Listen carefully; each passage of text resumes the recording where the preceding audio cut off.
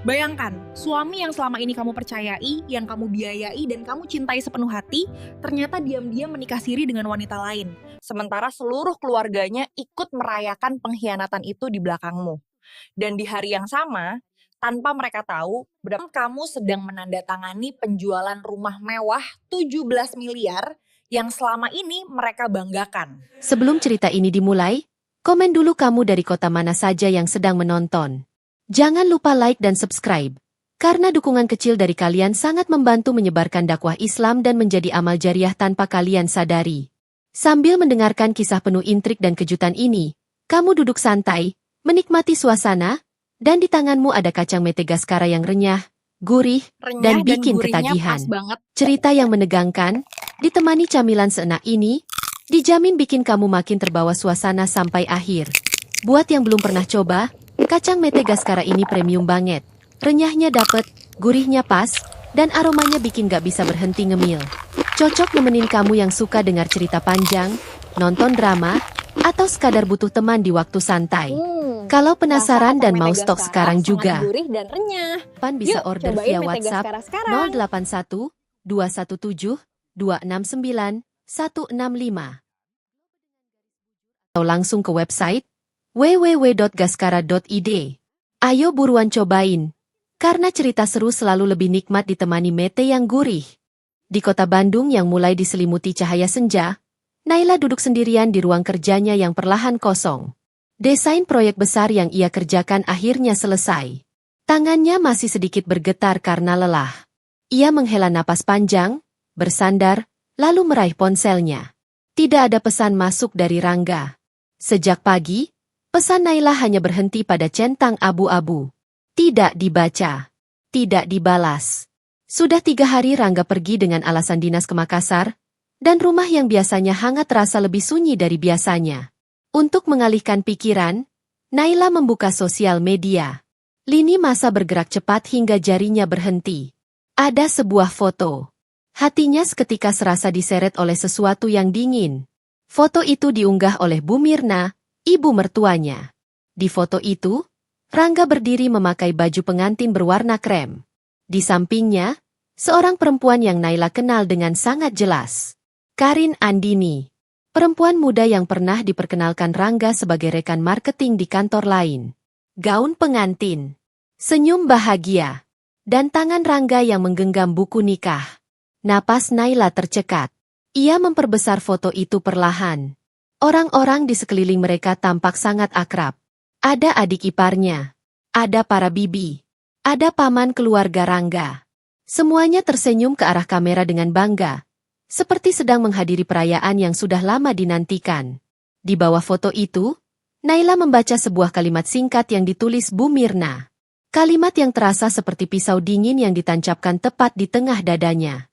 Semoga samawa anakku sayang. Karin akhirnya halal juga. Ruang kantor yang tadinya hanya dingin oleh AC kini terasa seperti membeku sepenuhnya. Dunia Naila serasa berhenti.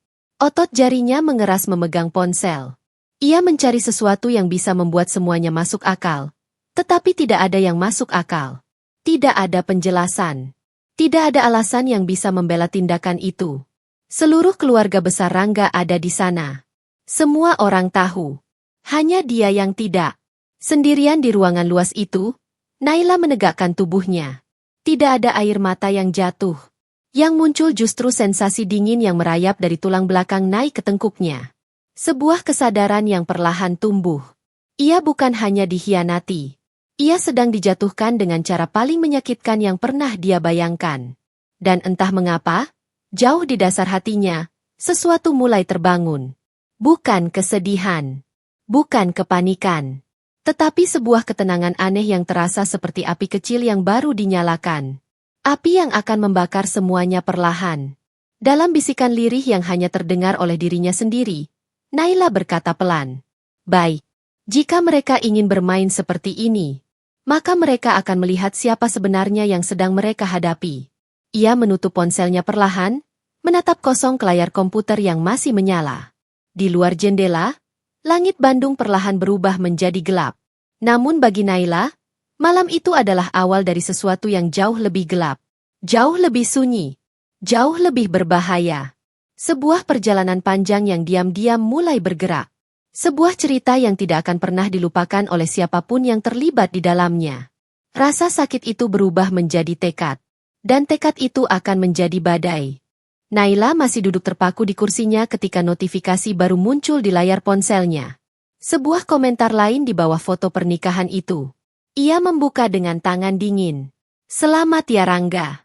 Karin akhirnya jadi bagian keluarga kita. Kemudian komentar lain. Bu Mirna pasti bahagia dapat menantu yang subur. Semoga cepat dapat momongan. Lalu yang berikutnya. Karin cocok sekali. Aura pengantinnya bersinar. Setiap kata terasa seperti pukulan yang menghantam dada Naila dari berbagai arah. Bukan hanya satu orang. Bukan hanya Bu Mirna. Seluruh keluarga besar Rangga ternyata telah merencanakan dan merestui pernikahan itu. Mereka semua hadir. Mereka semua tahu. Mereka semua diam di depan Naila selama ini, seolah tidak ada apapun yang terjadi. Hingga malam itu, Naila baru benar-benar menyadari sesuatu. Pengkhianatan ini bukan kebetulan. Ini bukan keputusan spontan. Ini adalah sesuatu yang telah direncanakan dengan rapi. Perlahan-lahan. Tanpa suara. Dan tanpa rasa bersalah. Ia mengusap wajahnya. Namun tidak ada air mata. Yang ada hanya napas yang terasa berat dan sesak, tetapi tetap tidak mampu berubah menjadi tangis. Mungkin hatinya terlalu kaget untuk menangis. Atau mungkin, hatinya sudah mulai berubah menjadi sesuatu yang lebih keras dari yang ia bayangkan. Dengan langkah berat, Naila merapikan barang-barangnya lalu berdiri. Lampu kantor sudah banyak dimatikan. Hanya tersisa beberapa cahaya redup yang memantul dari jendela kaca besar. Suara langkahnya terdengar jelas di lantai marmer. Satu-satu, seperti gema yang mengikuti dari belakang. Ketika sampai di dalam mobilnya, Naila memejamkan mata sebentar. Ia menahan napas, lalu mengembuskannya pelan-pelan. Ada sesuatu yang ingin ia lakukan. Sesuatu yang harus ia dengar langsung dari sumbernya. Ia membuka kontak ponselnya, mencari nama Bu Mirna. Lalu menekan panggilan. Nada sambung berputar. Seli. 2 kali. 3 kali. Lalu terdengar suara perempuan yang selama ini ia panggil ibu. Waalaikumsalam, Naila. Tumben telepon malam begini. Kamu lembur lagi ya? Nada suara itu ceria.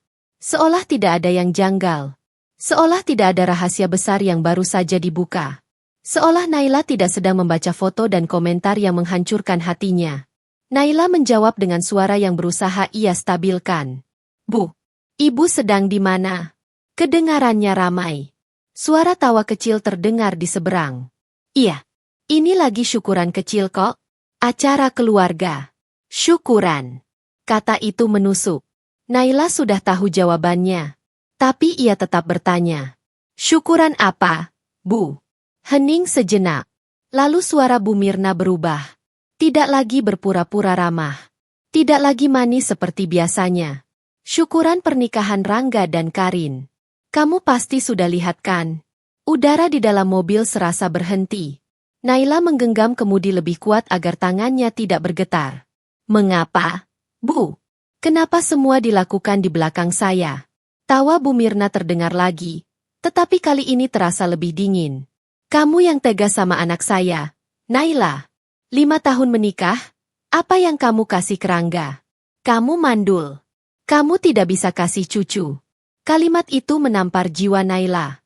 Mereka tidak pernah diperiksa oleh dokter. Tidak pernah ada bukti apapun. Tetapi Naila selalu yang disalahkan. Dan Bu Mirna melanjutkan. Rangga butuh keturunan. Karin itu subur. Dia sudah hamil 2 bulan.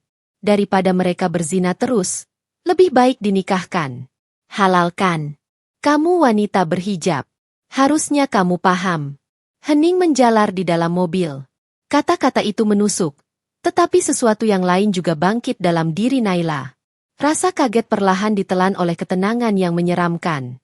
Jadi semua sudah direncanakan. Semua sudah disepakati. Bahkan kehamilan Karin sudah diketahui keluarga besar. Dan ia dibiarkan hidup tanpa tahu apapun. Bu Mirna menutup percakapan dengan satu kalimat yang membuat sesuatu di dalam diri Naila retak sepenuhnya. Terimalah nasibmu, Naila. Jangan jadi penghalang. Kamu tidak penting lagi. Telepon terputus. Mobil itu sunyi. Hanya ada suara napas Naila yang semakin dalam dan semakin stabil.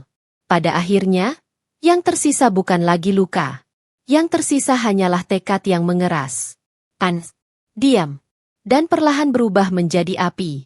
Api yang kelak akan membakar habis semua yang telah mereka lakukan. Dan malam itu, di dalam mobil yang diparkir di basement, sebuah versi baru dari Naila mulai lahir. Setelah telepon dengan Bu Mirna terputus, Naila hanya duduk diam di dalam mobilnya. Suasana basement yang remang terasa semakin sunyi, seolah seluruh dunia sengaja memberi ruang agar pikiran Naila berputar tanpa suara. Kata-kata Bu Mirna masih menggema. Kamu mandul. Kamu tidak penting lagi. Rangga butuh keturunan. Karin sudah hamil 2 bulan. Tidak ada satupun kalimat yang berhenti menyakitkan. Semuanya menusuk dengan cara yang berbeda. Dahulu, ketika Naila menikah dengan Rangga, ia memperlakukan keluarga suaminya seperti keluarganya sendiri. Ia selalu mengirim uang belanja untuk Bu Mirna tanpa pernah diminta. Ia membelikan hadiah setiap ulang tahun. Ia membantu biaya rumah tangga adik iparnya. Ia selalu hadir saat keluarga itu butuh bantuan. Namun malam itu, semua kebaikannya berubah menjadi kenyataan pahit. Ia dianggap tidak berguna. Ia dianggap tidak layak. Ia dianggap penghalang kebahagiaan orang lain. Naila meremas ponselnya, mencoba menahan getaran halus di jemarinya. Ia menyandar ke kursi, menatap langit-langit mobil. Untuk pertama kalinya dalam hidupnya, ia merasa benar-benar sendirian. Bukan karena tidak ada yang peduli, tetapi karena orang yang seharusnya melindunginya justru menjadi orang pertama yang menusuknya dari belakang. Pelan-pelan, Naila membuka matanya. Ia butuh mendengar suara seseorang lagi. Bukan suara yang menyakitkan, tetapi suara yang akan membuatnya semakin yakin pada apa yang harus ia lakukan. Dan orang itu adalah seseorang yang selama ini ia percaya sepenuhnya. Rangga. Ia menekan kontak Rangga. Nada sambung terdengar. Panjang. Lem. Tidak diangkat. Ia mencoba lagi. Masih tidak diangkat. Dada Naila bergemuruh. Tapi bukan karena rindu. Bukan lagi karena cemas. Ada sesuatu yang lain. Sesuatu yang lebih tajam. Ia tidak menyerah. Kali ini, ia menekan tombol panggilan untuk adik ipar. Namun sama seperti sebelumnya, telepon itu tidak dijawab. Tidak ada satupun dari keluarga itu yang berusaha mencari tahu apakah ia baik-baik saja setelah melihat foto itu. Mereka semua diam, seolah Naila tidak pernah menjadi bagian hidup mereka. Dalam keheningan itu, tiba-tiba sebuah notifikasi masuk. Sebuah pesan dari nomor tidak dikenal. Justru itu yang membuat Naila berhenti. Ia membuka pesannya. Isinya singkat. Selamat kepada Rangga dan Karin. Acara berlangsung dengan sangat meriah. Semoga Naila ikhlas. Tidak ada nama pengirim. Tetapi cara pesannya ditulis memberi sinyal jelas bahwa Naila dijadikan bahan pembicaraan, bahan cemoohan, dan bahan hiburan bagi keluarga yang sedang merayakan pengkhianatan itu. Naila menutup layar ponselnya. Tubuhnya terasa ringan. Bukan karena lega, tetapi karena ia akhirnya berhenti bertanya mengapa semua ini harus terjadi. Orang-orang itu tidak mencintainya. Orang-orang itu tidak pernah menghargainya.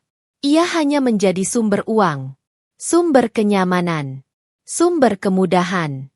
Dan mulai detik itu, ia tidak akan lagi menjadi seseorang yang bisa diinjak dengan mudah. Ia mengambil napas panjang, memejamkan mata sejenak. Ketika ia membuka mata lagi, tatapannya berubah. Tidak ada lagi keraguan. Tidak ada lagi ketakutan. Hanya ada keputusan. Dan keputusan itu akan mengubah hidupnya. Dan hidup semua yang mengkhianatinya, dalam waktu yang sangat singkat. Naila meraih tasnya, membuka pintu mobil, dan melangkah keluar dari basement. Suara langkahnya kini berbeda. Lebih tegas. Lebih berat. Seolah setiap langkahnya membawa satu bagian rencana yang mulai terbentuk tanpa ia sadari. Malam itu, Naila meninggalkan gedung kantornya bukan sebagai istri yang hancur. Bukan sebagai wanita yang ditinggalkan. Tetapi sebagai seseorang yang baru saja menemukan alasan untuk bangkit dengan cara yang tidak pernah mereka bayangkan. Dan di kejauhan, langit Bandung semakin pekat. Menyimpan rahasia besar yang akan segera terbongkar. Udara malam Bandung menusuk kulit saat Naila melangkah keluar dari gedung kantornya. Suasana lengang, Hanya beberapa kendaraan yang melintas dan lampu jalan yang memantulkan cahaya kuning lembut ke permukaan aspal yang basah. Namun bagi Naila, dunia di sekelilingnya terasa berbeda. Lebih sunyi, lebih dingin, lebih tajam. Ia berjalan menuju mobilnya dengan pikiran yang tidak lagi kacau, justru semakin jelas. Setiap langkahnya membawa sebuah kesadaran baru. Kesadaran bahwa hidupnya selama ini dipenuhi kebohongan yang dibungkus dengan rapi oleh orang yang seharusnya ia percaya. Rangga. Suami yang ia cintai dengan tulus. Suami yang ia doakan setiap malam. Suami yang ia banggakan di depan semua orang. Namun kini, tawa Rangga di foto itu terus menghantam benaknya. Senyuman lebar yang tidak pernah lagi ia lihat saat bersama Naila. Senyuman yang justru diberikan kepada perempuan lain. Karin Andini. Wanita yang ia anggap hanya sebatas rekan kerja suaminya. Kenyataan itu terasa pahit, tetapi anehnya, justru membuat Naila semakin kuat. Sesampainya di mobil, Naila duduk sejenak. Ia tidak menyalakan mesin. Hanya memandang lurus ke depan, ke arah bayangan dirinya yang tercermin samar di kaca. Dalam pantulan itu, ia melihat sesuatu yang tidak pernah ia lihat sebelumnya. Sorot mata yang penuh tekad. Untuk pertama kalinya, Naila tidak merasa sebagai korban. Ia merasa sebagai seseorang yang baru saja mendapatkan kekuatan. Kekuatan yang lahir dari sakit, dari pengkhianatan, dari penghinaan. Ia mengingat kembali semua perlakuan baik yang pernah ia berikan. Mengingat bagaimana ia mengurus rumah, membayar cicilan, membiayai gaya hidup Rangga yang suka pamer kepada teman-temannya. Ia ingat bagaimana ia menahan diri setiap kali Bu Mirna menyindirnya. Menuduhnya kurang perhatian. Menuntutnya memberi uang lebih. Menganggapnya tidak mampu menjadi istri yang baik. Semua itu kini terasa seperti rangkaian kepingan puzzle yang akhirnya tersusun dengan benar. Ternyata mereka tidak pernah menghargainya. Ternyata mereka hanya memanfaatkannya. Ternyata mereka semua menunggu waktu untuk menjatuhkannya. Dan malam itu, Naila menyadari sesuatu yang jauh lebih penting. Jika mereka tega melakukan semua ini tanpa sedikit pun rasa bersalah, maka Naila juga harus belajar untuk tidak lagi menggunakan hatinya ketika menghadapi mereka. Ia menghela napas, lalu membuangnya perlahan, seolah mengusir seluruh kelembutan yang dulu pernah ia miliki untuk keluarga itu. Hatinya telah membeku. Namun dari kebekuan itu, lahir sesuatu yang lebih kuat. Sesuatu yang tidak dapat digoyahkan oleh siapapun. Naila meraih ponselnya lagi, bukan untuk menelepon Rangga. Bukan untuk bertanya atau memohon penjelasan. Tetapi untuk mencari nama seseorang yang selalu ia percayai. Seseorang yang selama ini mengurus semua asetnya. Semua kontraknya, semua dokumen pentingnya. Pak Bagaskara. Jari Naila berhenti di atas kontak itu. Bukan untuk ditekan sekarang. Bukan malam ini. Ia ingin memastikan semua rencananya berjalan dengan sempurna. Bahwa langkah apapun yang ia ambil, tidak akan ada celah untuk digagalkan. Naila menutup ponselnya dan menatap keluar jendela. Di kejauhan, lampu kota Bandung bersinar lembut, seperti ribuan mata yang memperhatikannya.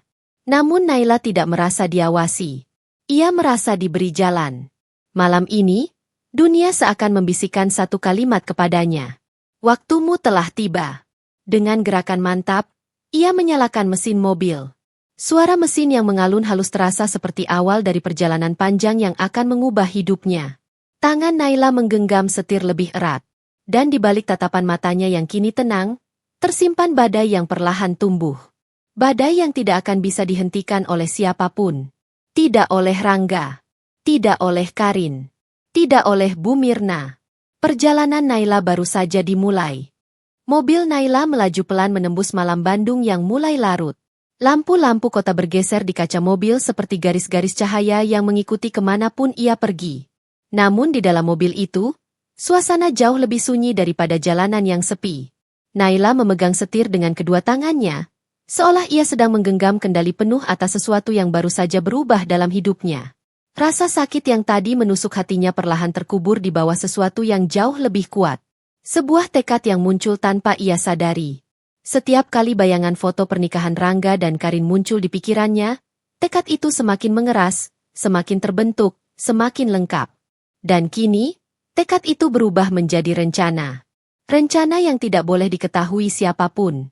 Rencana yang akan menjadi awal dari akhir bagi mereka yang telah menghancurkan hidupnya. Ia mengarahkan mobil ke sebuah jalan yang lebih sepi, lalu berhenti di pinggir jalan yang diterangi lampu temaram. Mesin masih menyala, tetapi Naila mematikan AC agar ia bisa mendengar detak jantungnya sendiri. Detak yang tidak lagi kacau, justru tenang dan stabil. Naila membuka ponselnya, mencari satu nama, Pak Bagaskara. Pengacara yang selama ini menangani semua urusan legal dan aset pentingnya. Orang yang cerdas, tegas, dan sangat bisa dipercaya. Tanpa ragu, ia menekan tombol panggilan. Nada sambung terdengar beberapa kali sebelum akhirnya terangkat. Suaranya terdengar tenang seperti biasa. Selamat malam, Bu Naila. Ada yang bisa saya bantu? Naila menarik napas pelan sebelum menjawab. Suaranya rendah tetapi mantap, tanpa getaran sedikit pun. Pak Bagas, saya butuh bantuan Anda. Malam ini. Ini mendesak. Nada bicara Pak Bagaskara berubah sedikit lebih serius. Tentu, Bu. Apa yang terjadi? Naila menatap jalanan kosong di depannya, lalu mengucapkan kalimat yang menjadi titik awal dari seluruh badai yang akan melanda hidup banyak orang. Saya ingin menjual rumah saya. Rumah di Jalan Kenanga. Saya butuh itu selesai secepat mungkin. Lebih cepat dari besok pagi jika bisa. Ada jeda singkat sebelum Pak Bagaskara menjawab. Rumah itu? 17 miliar. Apa ada sesuatu yang darurat, Bu? Naila menutup mata sejenak. Lalu membuka kembali dengan tatapan yang semakin tajam. Sangat darurat. Saya tidak peduli jika harga turun sedikit. Yang penting transaksi selesai dan uang masuk rekening pribadi baru saya. Rekening yang tidak ada hubungan dengan siapapun. Baik, saya mengerti. Saya akan siapkan semuanya malam ini. Saya kebetulan punya klien yang sudah lama mengincar rumah itu. Pak Adi Putra. Beliau orang yang bergerak cepat. Saya yakin beliau mau. Naila mengangguk kecil meski tidak terlihat oleh siapapun. Hubungi beliau. Saya akan ke kantor Anda sekarang. Kita selesaikan semua dokumen malam ini. Tentu. Saya tunggu, Bu. Telepon terputus. Namun detik itu juga, rasa lega aneh mengalir dalam diri Naila. Bukan lega karena keputusan yang ia ambil, tetapi lega karena ia akhirnya mulai memegang kendali atas hidupnya lagi. Tidak ada lagi waktu untuk menjadi wanita yang menunggu. Tidak ada lagi waktu untuk berharap Rangga kembali dengan alasan yang masuk akal. Tidak ada lagi waktu untuk menjadi istri yang diam. Naila kini adalah seseorang yang berbeda. Seseorang yang siap menutup pintu masa lalunya dengan sangat rapat. Seseorang yang siap membangun hidup baru tanpa sedikitpun bayangan dari orang yang mengkhianatinya. Ia menyalakan lampu dalam mobil. Wajahnya tercermin samar di kaca. Ada sesuatu yang berubah. Sesuatu yang dulu pernah hilang kini kembali. Ketegasan. Keteguhan. Kekuatan. Dan malam itu, di tengah kesunyian Bandung, Naila mengemudi menuju kantor Pak Bagaskara. Setiap meter jalan yang ia lewati terasa seperti lembaran baru yang sedang ditulis oleh tangannya sendiri. Lembaran yang lebih gelap, lebih tajam, tetapi juga lebih jujur daripada apapun yang pernah ia alami sebelumnya. Karena mulai malam itu, Naila bukan hanya korban pengkhianatan. Ia adalah penulis dari balas dendam yang perlahan mulai hidup. Gedung kantor Pak Bagaskara berada di salah satu sudut kota Bandung yang malam itu tampak lengang. Lampu-lampu kota memantulkan cahaya lembut di permukaan gedung kaca, dan bayangan pepohonan bergoyang pelan diterpa angin malam. Saat Naila memarkir mobilnya, jam di dashboard menunjukkan pukul 11:15 menit. Terlambat bagi kebanyakan orang untuk bekerja, tetapi tidak pada malam ini. Malam ini bukan malam yang biasa. Pak Bagaskara sudah menunggu di ruang kerjanya. Melihat Naila masuk, ia segera berdiri dan mengangguk hormat. Terima kasih sudah datang, Bu. Saya sudah hubungi Pak Adi Putra. Beliau tertarik dan dalam perjalanan ke sini. Naila mengangguk. Ia duduk tanpa banyak bicara. Ruangan itu hangat, diterangi lampu meja yang lembut. Namun suasana hati Naila tetap dingin. Ia menatap map-map yang sudah disusun rapi di hadapannya. Sertifikat rumah, akta kepemilikan, dokumen legal lainnya. Semua bukti bahwa rumah megah di Jalan Kenanga itu adalah hasil kerja kerasnya. Rumah yang ia bangun dengan impian bersama Rangga. Rumah yang kini tidak lagi punya arti apapun. Beberapa menit kemudian, suara langkah terdengar di lorong luar. Pintu terbuka, dan seorang pria berkemeja rapi masuk. "Selamat malam, Bu Naila. Saya Adi Putra. Maaf datang larut, tapi Pak Bagas bilang ini penting." Pria itu berjabat tangan dengan Naila. Wajahnya ramah, namun matanya menunjukkan ketegasan seorang investor yang terbiasa bergerak cepat. Tepat seperti yang Naila butuhkan. Pak Bagaskara memulai pertemuan. Pak Adi Putra sudah lama mencari rumah di kawasan premium. Kebetulan rumah ibu sangat cocok dengan kriteria beliau. Jika ibu setuju dengan harga yang ditawarkan, kita bisa proses malam ini. Naila memandang keduanya. Bapak tidak perlu banyak pertimbangan. Rumah itu saya jual. Malam ini. Saya hanya minta transaksi selesai sebelum pagi. Pak Adi Putra tidak tampak kaget.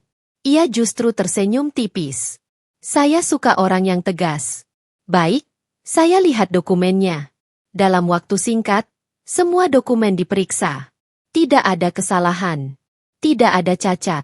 Semua sah dan siap dipindah tangan. Pak Adi Putra mengeluarkan laptopnya, membuka rekening bisnisnya, lalu bersiap melakukan transfer sesuai harga yang disepakati. Namun sebelum tanda tangan dilakukan, ia menatap Naila dengan penasaran. "Rumah ini besar dan indah sekali, Bu. Boleh saya tahu alasannya dijual mendadak begini?" Naila menatapnya sebentar. Matanya tenang, tetapi suaranya dingin seperti malam yang melingkupinya. "Rumah itu tidak lagi layak saya tempati." "Sesederhana itu." Pak Adi Putra mengangguk, memahami bahwa ada hal-hal yang tidak perlu ditanyakan lebih jauh. "Baik, kalau begitu kita selesaikan." Dalam waktu kurang dari 15 menit, transaksi sebesar 17 miliar berpindah ke rekening Naila. Rekening pribadi baru yang tidak memiliki hubungan apapun dengan Rangga dan keluarga besarnya. Ketika notifikasi transfer masuk, Naila merasakan sesuatu dalam dirinya mengendur. Bukan karena uang itu, tetapi karena satu pintu besar masa lalunya kini resmi ia tutup. Rumah itu bukan lagi miliknya. Rumah itu bukan lagi simbol pernikahannya. Rumah itu kini hanya sejarah. Pak Bagaskara menyerahkan salinan dokumen terakhir. "Semua sudah sah, Bu. Anda sekarang bebas sepenuhnya dari properti itu." Naila menerima map dokumen itu. "Terima kasih, Pak Bagas. Terima kasih, Pak Adi Putra. Malam ini, kalian membantu saya lebih dari yang kalian tahu." Pak Adi Putra tersenyum. "Semoga rumah itu membawa keberuntungan baru untuk saya. Dan semoga keputusan Anda malam ini membawa jalan baru yang lebih baik." Naila mengangguk. "Saya yakin begitu." Ia bangkit dari kursinya. Tubuhnya tegak. Wajahnya tidak lagi menampilkan luka. Hanya ketenangan. Ketenangan yang menandakan sebuah keputusan final telah dibuat. Saat ia melangkah keluar dari gedung itu, angin malam menyambutnya. Udara Bandung terasa lebih segar dari sebelumnya. Jalanan tampak kosong. Seolah dunia menyiapkan ruang untuk perubahan besar yang baru saja terjadi. Malam itu, Naila menyadari satu hal. Ketika seseorang menutup pintu masa lalunya, ia tidak hanya pergi. Ia sedang menyiapkan ruang bagi masa depan untuk masuk. Dan masa depan Naila baru saja dimulai. Jam hampir menunjukkan pukul 1 dini hari ketika mobil Naila berhenti di depan gerbang rumah besar di Jalan Kenanga nomor 88. Rumah itu tampak megah dalam gelap. Hanya diterangi lampu halaman yang temaram. Dulu, rumah ini adalah kebanggaannya. Tempat ia menuangkan seluruh mimpinya bersama Rangga. Tempat ia bekerja keras siang malam demi menciptakan ruang yang nyaman untuk sebuah keluarga kecil yang ia bayangkan akan tumbuh bahagia. Namun malam ini, rumah itu terasa seperti bangunan kosong tanpa jiwa. Tidak ada kenangan hangat. Tidak ada rasa memiliki. Yang tersisa hanya dinding-dinding dingin yang menyimpan kebohongan dan pengkhianatan. Naila membuka pintu mobil dan melangkah keluar. Udara malam terasa lebih dingin dari sebelumnya. Ia menatap rumah itu lama, membiarkan dirinya merasakan satu detik keheningan sebelum mulai bergerak. Dengan gerakan mantap, ia membuka pagar otomatis dan berjalan masuk ke halaman. Langkahnya bergema pelan di lantai marmer ketika ia masuk ke dalam rumah. Lampu ruang tamu menyala lembut, meninggalkan bayangan panjang di dinding. Naila mematikan alarm rumah, lalu berdiri sejenak di tengah ruangan. Semua furnitur masih sama. Semua hiasan dinding masih terpasang. Namun tidak ada satupun yang membuatnya merasa betah. Rumah ini bukan lagi rumahnya. Rumah ini hanyalah properti yang sudah ia lepaskan. Dan malam ini, ia datang bukan untuk bernostalgia. Ia datang untuk mengakhiri semuanya. Naila berjalan menuju studio kerjanya, membuka lemari kecil di pojok ruangan, dan mengeluarkan sebuah kunci brankas. Brankas itu terletak di balik panel dinding yang hanya ia dan Rangga ketahui.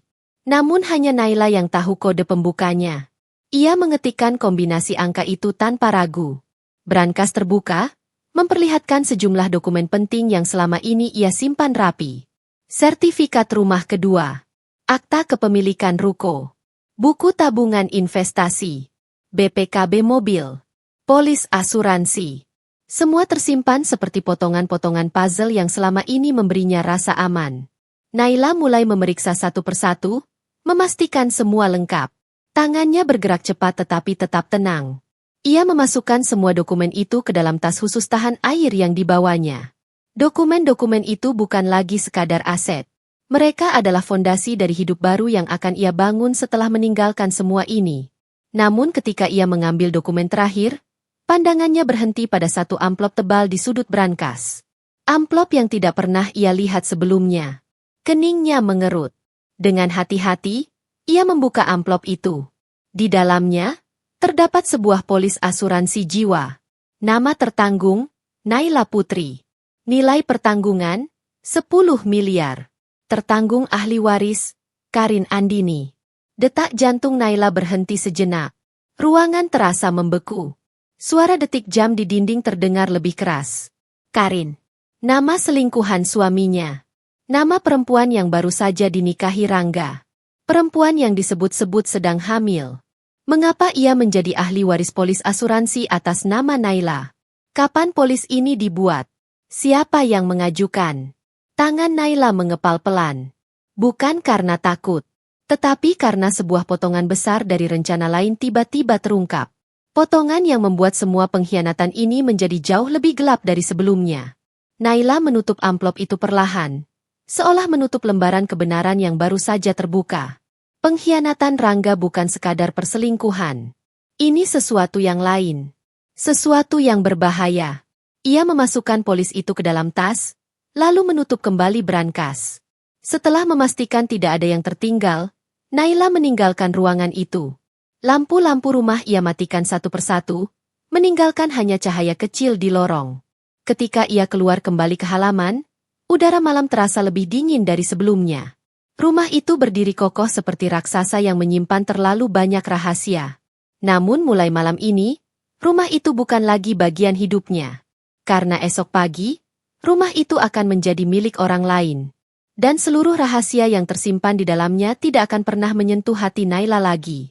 Dengan langkah mantap, ia masuk ke dalam mobil dan menutup pintu. Mesin menyala. Gerbang terbuka. Dan untuk terakhir kalinya, Naila meninggalkan rumah yang dulu ia bangun dengan penuh cinta. Kini, rumah itu hanya bangunan kosong. Dan hidup Naila baru saja berubah selamanya. Pagi itu, langit seruni masih diselimuti kabut tipis ketika Naila melangkah keluar dari hotel tempat ia menginap. Udara sejuk pagi hari menyentuh kulitnya. Namun pikirannya masih bergetar oleh temuan semalam. Polis asuransi jiwa atas namanya dengan Karin sebagai ahli waris. Sebuah pengkhianatan yang jauh lebih dalam dari sekadar perselingkuhan. Mobil yang ia sewa sudah menunggu di depan hotel. Dengan langkah mantap, Naila masuk ke dalam mobil dan mengarahkan perjalanannya menuju kantor Pak Rendra, pengacara pribadinya. Hari ini adalah hari penting. Hari pertama dari rangkaian langkah hukum dan finansial yang akan mengubah hidupnya selamanya. Kantor Pak Rendra berada di sebuah gedung perkantoran modern di pusat kota Seruni. Ketika Naila masuk lobi, resepsionis langsung mengenalinya dan mempersilakan ia naik ke lantai 6. Pintu lift terbuka dengan suara lembut. Naila menarik napas panjang sebelum melangkah keluar. Pak Rendra sudah menunggunya di ruang kerjanya yang dipenuhi rak buku hukum dan berkas berwarna coklat yang tersusun rapi.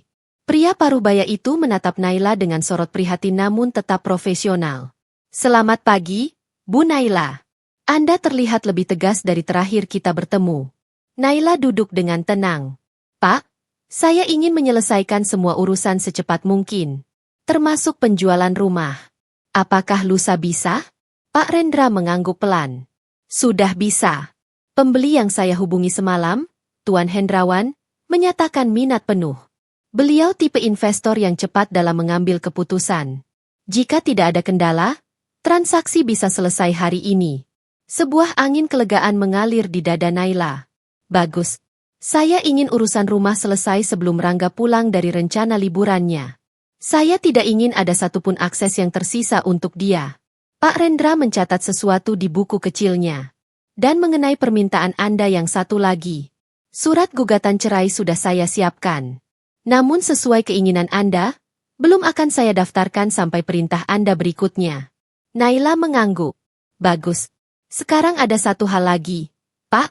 Ia membuka tasnya dan mengeluarkan amplop biru tebal berisi polis asuransi jiwa yang ia temukan semalam. Ia meletakkannya di atas meja. Tolong pelajari ini. Polis ini dibuat 3 bulan lalu. Nilai pertanggungan 10 miliar. Nama tertanggung saya. Nama ahli waris, Karin Andini. Raut wajah Pak Rendra langsung berubah tegang. Ini tidak wajar, Bu Naila. Sangat tidak wajar. Apalagi jika Anda tidak pernah menandatangani persetujuan. Saya tidak pernah, Pak. Pak Rendra membuka polis itu lebih dalam, memeriksa tanda tangan, tanggal, dan stempel perusahaan asuransi. Bu Naila, tanda tangan di sini jelas bukan tanda tangan Anda. Saya tahu. Dan saya ingin semua bukti ini diaudit legalitasnya. Saya ingin tahu siapa yang mengurusnya, siapa yang menandatangani, dan bagaimana polis ini bisa lolos verifikasi. Pak Rendra mengangguk cepat. Baik. Ini bukti awal pemalsuan identitas dan rencana kriminal. Jika dikaitkan dengan perceraian, ini menjadi faktor pemberat yang sangat kuat. Naila menatap lurus ke depan. Wajahnya tidak berubah. Pak, saya tidak hanya ingin bercerai. Saya ingin siapapun yang terlibat dalam polis ini bertanggung jawab secara hukum. Dan mereka akan, Bu Naila. Saya jamin. Sebelum Naila sempat melanjutkan, ponselnya bergetar di dalam tas. Ia mengambilnya dan melihat nama yang muncul di layar. Pak Rendra memperhatikan perubahan kecil di wajah Naila. Siapa? Bu? Naila memiringkan sedikit layar ponsel agar ia bisa melihat. Rangga. Panggilan itu terus bergetar. Namun Naila hanya menatapnya tanpa berniat mengangkat. Malam tadi, ia memblokir nomor Rangga. Namun pagi ini, entah bagaimana, Rangga menggunakan nomor lain untuk mencoba menghubunginya. Naila menekan tombol diamkan. Tidak ada ruang lagi untuk suami yang mengkhianati hidupnya. Naila kembali menyimpan ponselnya. Pak Rendra, mari kita selesaikan ini. Hari ini saya ingin rumah itu berpindah tangan. Dengan tegas, Naila bangkit dari kursinya. Ini saatnya memutus rantai yang selama ini membelenggunya. Dan pagi itu, roda nasib Naila mulai berputar lebih cepat, membawa dirinya menuju jalan yang selama ini tak pernah ia bayangkan. Pertemuan pagi itu selesai lebih cepat dari perkiraan. Naila berdiri di depan gedung kantor Pak Rendra dengan napas yang terasa lebih ringan, meski pikirannya masih berisi rencana yang harus diwujudkan satu persatu. Hari ini adalah hari penentuan. Hari ketika ia benar-benar melepaskan salah satu aset terbesarnya, rumah megah yang selama ini menjadi kebanggaan Rangga. Mobil yang disewa Naila meluncur menuju kantor notaris tempat transaksi akan dilakukan. Di tengah perjalanan, ia memperhatikan kota Seruni dari balik jendela. Mobil-mobil melintas cepat, pejalan kaki berganti arah, gedung-gedung tinggi berdiri tegak. Dunia berjalan seperti biasa.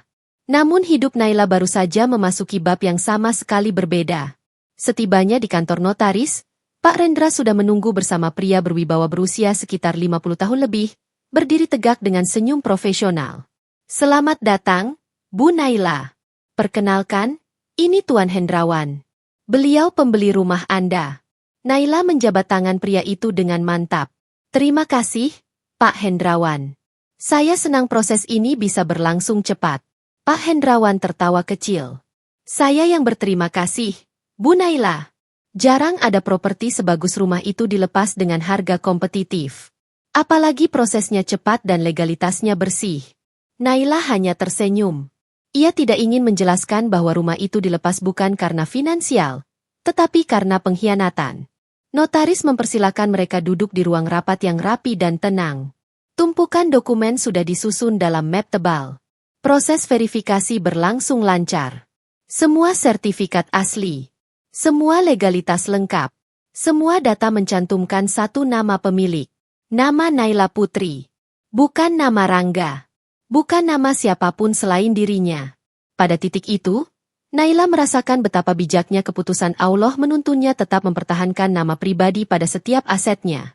Seandainya tidak, mungkin semuanya sudah direbut tanpa sisa. Proses administrasi berjalan selama hampir 1 jam. Naila membaca setiap lembaran dengan teliti, memastikan tidak ada yang terlewat. Dan saat akhirnya tiba, notaris meletakkan dokumen terakhir di hadapan Naila. Baik, Bu Naila. Ini adalah akta jual beli. Setelah Anda tanda tangan, rumah tersebut resmi berpindah tangan. Naila menggenggam pena. Ada jeda sepersekian detik sebelum ia menandatangani kertas itu. Bukan ragu, melainkan momen simbolik bahwa ia sedang menutup pintu masa lalunya selamanya. Dengan satu goresan tegas, Naila menandatangani akta itu. Dan seketika, perasaan bebas itu muncul. Seperti beban yang selama ini bertahun-tahun ia pikul, akhirnya dicabut dari bahunya. Pak Hendrawan menandatangani dokumen di bawahnya, lalu mengangguk hormat. Selamat, Bu Naila. Transaksi selesai. Tim saya akan mengambil kunci rumah sore ini. Naila mengangguk. Terima kasih, Pak Hendrawan. Semoga rumah itu membawa keberkahan bagi Anda. Tidak lama kemudian, notaris dan manajer bank mempersilakan mereka menuju ruangan khusus untuk proses transfer RTGS. Angka yang tertera di layar komputer hampir membuat udara terasa berhenti sejenak. Transfer masuk sebesar 17 miliar rupiah. Naila menatap layar itu. Di dalam ponselnya, notifikasi bank muncul secara bersamaan. Dana masuk ke rekening Anda, 17 miliar rupiah. Ia menunjukkan layar ponsel kepada Pak Rendra yang mengangguk puas. Transaksi selesai, Bu Naila. Semua sesuai rencana. Perasaan lega itu menguasai Naila. Akhirnya, uang yang selama ini ia kumpulkan dengan jerih payah tidak lagi berada dalam jangkauan orang-orang yang berniat menjatuhkannya. Sambil berjalan menuju pintu keluar, ponsel Naila kembali bergetar. Kali ini bukan panggilan, tetapi pesan masuk dari nomor yang tidak dikenal. Sayang, kamu lagi di mana? Kamu gak jawab teleponku dari tadi. Aku bingung. Aku pulang nanti sore. Kita bicarakan semuanya baik-baik ya. Naila hanya menatap pesan itu dengan senyum tipis. Rangga benar-benar tidak tahu apa yang menunggunya. Ia mengetik balasan singkat. Pulang saja. Aku punya kejutan besar buat kamu. Kemudian ia menekan tombol kirim.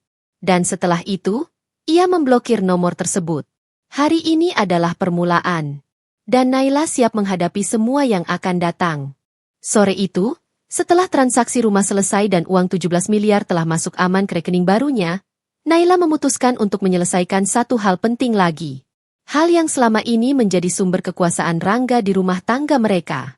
Rekening bersama. Rekening yang selama 5 tahun menjadi sumber biaya hidup, tagihan rumah, dan tentu saja, gaya hidup Rangga yang berlebihan. Naila melangkah masuk ke ruang layanan prioritas di bank tempat ia membuka rekening barunya. Ruangan itu tenang, beraroma wangi lembut, dan dilengkapi sofa kulit yang empuk. Petugas bank menyambutnya dengan ramah. Silakan duduk, Bu Naila. Ada yang bisa kami bantu hari ini? Naila tersenyum tipis. Ada beberapa hal yang harus saya selesaikan. Dan saya ingin semuanya aktif hari ini. Tentu, Bu. Silakan. Naila membuka aplikasi mobile bankingnya dan mengakses rekening bersama. Saldo terakhir seharusnya sekitar 200 juta. Tabungan yang ia isi setiap bulan tanpa pernah Rangga ikut andil. Sambil menghela napas pelan, ia mulai mengetik nominal transfer. 200 juta. Dipindahkan seluruhnya ke rekening barunya. Petugas bank memperhatikan layar ponsel Naila ketika ia menunjukkan transaksi itu. Transfer berhasil. Dan dalam hitungan detik, rekening bersama itu berubah menjadi saldo 0. Kosong total. Naila menyandarkan punggungnya ke kursi. Akses finansial Rangga kini resmi terputus. Setelah itu, Naila menatap petugas bank. Ada satu hal lagi. Tentu, Bu. Apa yang bisa saya bantu? Saya adalah pemegang kartu kredit utama. Ada 2 kartu tambahan di bawah akun saya. Keduanya atas nama Rangga Wijaya. Saya ingin kedua kartu itu diblokir permanen. Sekarang juga. Petugas itu sempat terkejut. Permanen, Bu? Iya, permanen. Kartu itu sudah hilang, dan saya tidak ingin disalahgunakan. Petugas itu mengangguk dan mulai mengetik cepat. Baik, Bu Naila. Dalam waktu 5 menit, kartunya akan nonaktif sepenuhnya. Naila menatap layar komputer kecil yang memperlihatkan status kartu tambahan itu. Non-aktif. Tidak bisa dipakai. Tidak bisa diakses. Tidak bisa digunakan untuk membeli apapun. Sebuah jeda kecil muncul sebelum petugas itu kembali berbicara. Sudah selesai, Bu Naila. Kartu tambahan atas nama Tuan Rangga sudah diblokir permanen. Terima kasih. Dengan halus, Naila berdiri.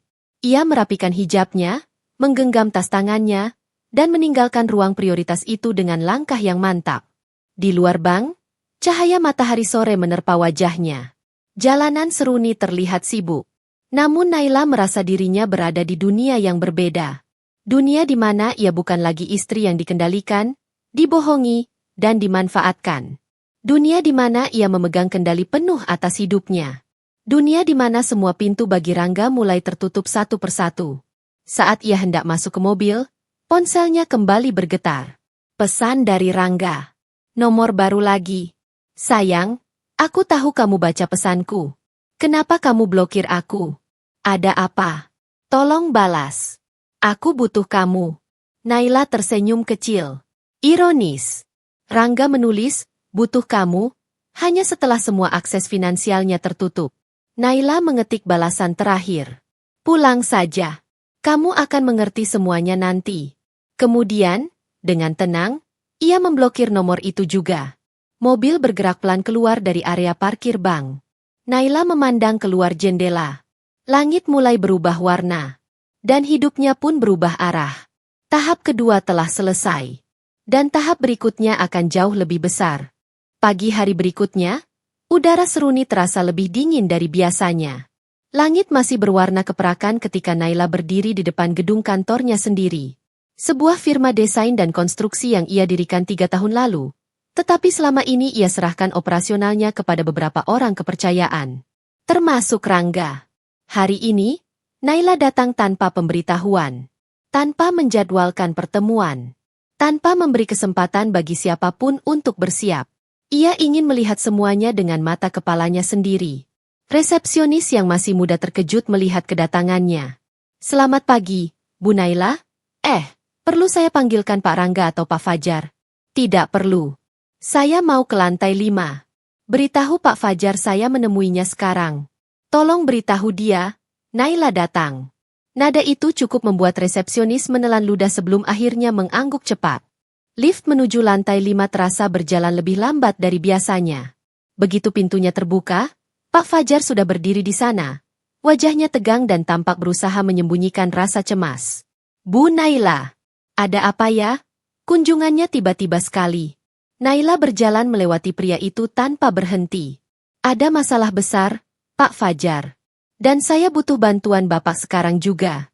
Mereka masuk ruang kerja kepala keuangan, ruangan yang selalu rapi dan beraroma kertas baru. Naila duduk. Pak Fajar berdiri dengan gugup. Saya ingin data keuangan lengkap Tuan Rangga selama 6 bulan terakhir. Semua transaksi, semua pengajuan dana, semua pembayaran ke vendor. Tarik semuanya. Pak Fajar menelan ludah. Baik, Bu. Saya tarik semuanya. Ia segera duduk di depan komputernya dan mulai mengetik cepat. File demi file terbuka. Data demi data muncul di layar. Licin. Rapi. Namun perlahan mulai memperlihatkan sesuatu yang gelap. Ini, perjalanan dinas ke Nirmala, Bu. Tiket, hotel, pengeluaran klien. Naila memotong. Perjalanan ke Nirmala. Tampilkan rinciannya. Pak Fajar membuka dokumen. Naila menatap layar itu dengan dingin. 3 hari lalu, Rangga mengaku sedang dinas. Meminta uang tambahan. Memohon. Dan Naila memberikan uang itu dari rekening pribadinya karena percaya. Tetapi nyatanya, perusahaan juga membayar semua biaya perjalanan itu. Pak Fajar menghela napas panjang. Ini namanya klaim ganda, Bu. Dan ini jelas penggelapan dalam jabatan. Naila tidak menunjukkan reaksi, meski hatinya terasa berputar. Cari vendor yang mencurigakan. Vendor baru dengan pembayaran besar. Pak Fajar menggulir layar, lalu berhenti. Ini dia, Bu. CV Gemilang Jaya. Pembayaran untuk konsultasi desain. Baru berjalan 6 bulan, tapi totalnya sudah lebih dari 400 juta. Ada laporan kerja? Kontrak? Bukti jasa? Pak Fajar menggeleng cepat. Tidak ada. Semuanya ditandatangani langsung oleh Tuan Rangga. Dan, nomor rekening vendor ini berbeda dari vendor manapun yang kita punya. Naila meremas jemari tangannya perlahan. Nama pemiliknya siapa? Saya belum tahu, Bu. Saya bisa minta Pak Rendra cekkan NPWP-nya. Naila langsung mengambil ponselnya. Pak Rendra, saya kirimkan nomor NPWP sebuah perusahaan. Cek nama pemiliknya segera. Ia memutuskan telepon. Tidak ada suara selain ketikan Pak Fajar dan detak jam di dinding. Lalu ponsel Naila berbunyi. Nama pemilik vendor itu? Raut wajah Naila tidak berubah ketika mendengar jawabannya. Namun udara seakan berhenti. CV Gemilang Jaya terdaftar atas nama Karin Andini. Selingkuhan Rangga. Perempuan yang dinikahi siri di belakang Naila. Perempuan yang didukung seluruh keluarga Rangga. Perempuan yang kini sedang hamil. Pak Fajar menatap Naila, ngeri. Bu, berarti perusahaan ini dibentuk hanya untuk mengalirkan uang ke dia. Betul. Dan uang itu uang perusahaan. Uang milik Naila. Naila berdiri perlahan. Suara langkahnya terdengar mantap, tegas, dan dingin. Pak Fajar, cetak semua bukti ini. Semua transaksi. Semua tanda tangan palsu. Semua laporan fiktif. Semua pengeluaran pribadi yang memakai uang perusahaan. Siapkan map tebalnya. Dan satu lagi. Siapkan surat pemutusan hubungan kerja untuk Rangga Wijaya dan Karin Andini. Dengan alasan penggelapan dana perusahaan dan pelanggaran berat kode etik, Pak Fajar sampai harus menelan ludah 2 kali sebelum menjawab. Siap, Bu Naila. Akan saya siapkan sebelum makan siang. Naila mengambil tasnya, melangkah menuju pintu. Namun sebelum keluar, ia berhenti sejenak. Pak Fajar, mulai hari ini, saya mengambil alih. Tidak ada lagi yang bergerak tanpa sepengetahuan saya. Setelah itu, ia meninggalkan ruangan itu dengan tenang. Namun dalam hatinya, badai sudah mulai membentuk pusaran besar. Pengkhianatan Rangga bukan hanya urusan rumah tangga. Ini sudah masuk ranah kriminal. Dan Naila kini memegang bukti lengkapnya. Siang itu, setelah meninggalkan kantor dengan bukti-bukti penggelapan di dalam map tebal, Naila menuju kantor Pak Rendra untuk langkah berikutnya. Map itu terasa berat, bukan karena isinya, tetapi karena konsekuensi yang menyertainya. Ini bukan hanya dokumen keuangan. Ini adalah senjata hukum yang mampu mengguncang hidup Rangga dan Karin hingga ke akar. Pak Rendra menerima Naila dengan ekspresi serius. Semua bukti yang ibu bawa sangat kuat. Ini lebih dari cukup untuk menindaklanjuti laporan pidana. Naila meletakkan map di meja. Ini hadiah pernikahan untuk mereka. Pak Rendra mengangguk perlahan. Laporan akan saya siapkan malam ini. Kita hanya menunggu satu hal. Kita tunggu mereka pulang ke rumah itu, yang sudah bukan milik Anda lagi. Naila menatap jauh keluar jendela. Ada ketenangan dalam dirinya. Tenang, tapi tajam. Hari esok akan menjadi hari yang tidak akan pernah dilupakan oleh siapapun yang terlibat dalam pengkhianatan ini. Saat matahari mulai turun, sebuah pesan singkat dikirim Naila kepada pemilik baru rumahnya, Tuan Hendrawan. Pak, kemungkinan besok akan ada tamu yang tidak berhak memasuki rumah. Tolong instruksikan keamanan agar tidak mengizinkan siapapun selain tim Anda. Balasan datang hanya beberapa menit kemudian. Tenang saja, Bu Naila. Semua akan saya urus. Tidak ada yang akan masuk tanpa izin. Naila menutup ponselnya. Ini sudah berjalan sesuai rencana. Ia kembali ke hotel dan menghabiskan malam dengan doa panjang, meminta kekuatan kepada Allah. Bukan untuk membalas dendam, namun untuk menegakkan keadilan atas semua pengkhianatan dan kejahatan yang hampir menghancurkan hidupnya. Keesokan harinya, Matahari baru naik ketika sebuah taksi online berhenti di depan rumah besar di Jalan Kenanga nomor 88. Rangga turun lebih dulu. Wajahnya kusut, rambutnya berantakan, dan tubuhnya tampak lelah. Di belakangnya, Karin turun sambil mengeluh, menyeret koper dengan wajah masam. "Mas, panas sekali. Kenapa kita gak dijemput sopir? Katanya kamu punya sopir pribadi." Rangga memijit pelipisnya, emosi sudah menumpuk. "Diam dulu, aku lagi pusing." Ia menekan remote gerbang. Tidak ada reaksi. Dicoba lagi. Tetap tidak bergerak. Gerbang rumah itu seperti tembok dingin yang menolak kehadiran mereka. Rangga menghampiri pos satpam dengan langkah besar. Satpam yang berjaga bukan Pak Bahri yang biasa ia bentak-bentak. Pria ini jauh lebih tegap. Wajahnya datar. "Buka gerbangnya. Remote saya rusak." Satpam itu menggeleng pelan namun tegas. "Maaf, Pak. Rumah ini milik Tuan Hendrawan. Sudah serah terima kemarin. Anda tidak ada dalam daftar tamu." Rangga tertegun. "Apa? Rumah ini dijual?" Satpam mengangguk sopan. "Iya, Pak. Ibu Naila yang menjualnya." Karin terhenti di langkahnya. "Mas, apa maksudnya dijual? Katanya ini rumah kamu. Kamu bilang setelah kita menikah, aku bakal tinggal di sini." Wajah Rangga memucat. Sementara Karin mulai cemas, lalu marah. Lalu dari sebuah mobil lain, keluarlah Ibu Rangga dan beberapa anggota keluarga. Mereka datang dengan tujuan menekan Naila agar menerima Karin sebagai madu. Namun yang mereka temukan justru pemandangan kacau. Rangga berteriak, menggedor pintu gerbang. "Naila, keluar kamu. Kita harus bicara."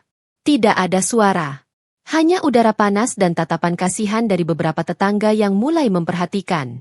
Dan di tengah kegaduhan itu, sebuah motor kurir berhenti. Kurir itu membawa kotak hadiah besar, dibungkus kertas perak mewah dengan pita hitam yang elegan.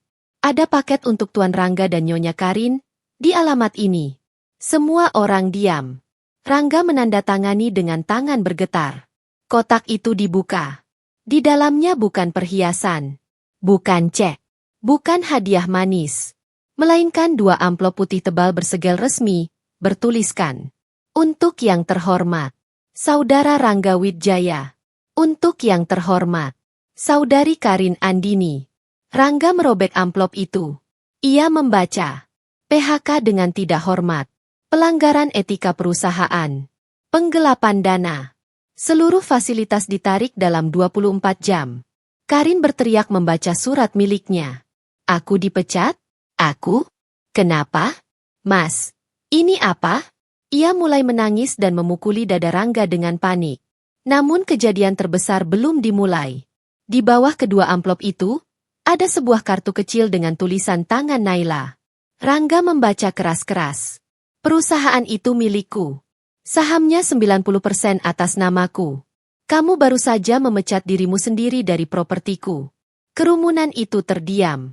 Lalu Ibu Rangga pingsan. Rangga terhuyung mundur. Wajahnya pucat seperti kertas. Hadiah utamanya belum datang, demikian baris terakhir di kartu itu. Rangga menelan ludah. Apalagi?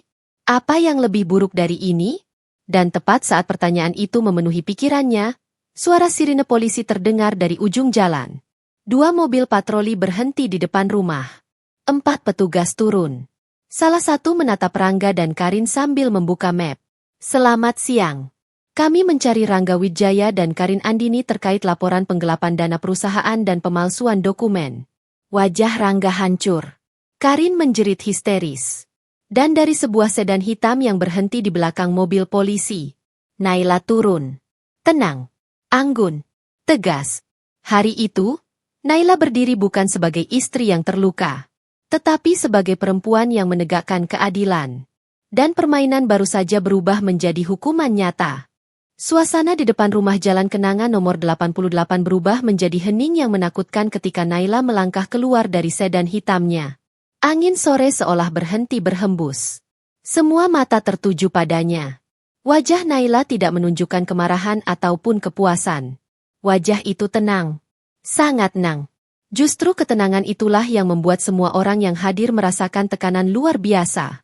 Pandangan Rangga langsung membesar ketika ia melihat siapa yang turun dari mobil itu. Naila. Dia terdengar seperti seorang pria yang baru saja menyadari bahwa hidupnya sebentar lagi akan runtuh sepenuhnya. Petugas polisi senior melangkah maju untuk memberi hormat ringan. Ibu Naila, kami sudah menerima berkas dan laporan lengkap yang Anda berikan. Bukti-bukti yang Anda serahkan sangat kuat. Kami siap membawa kedua terlapor untuk pemeriksaan lebih lanjut. Naila mengangguk kecil. Terima kasih, Pak. Tolong pastikan semuanya dicatat. Termasuk ancaman yang baru saja saya terima.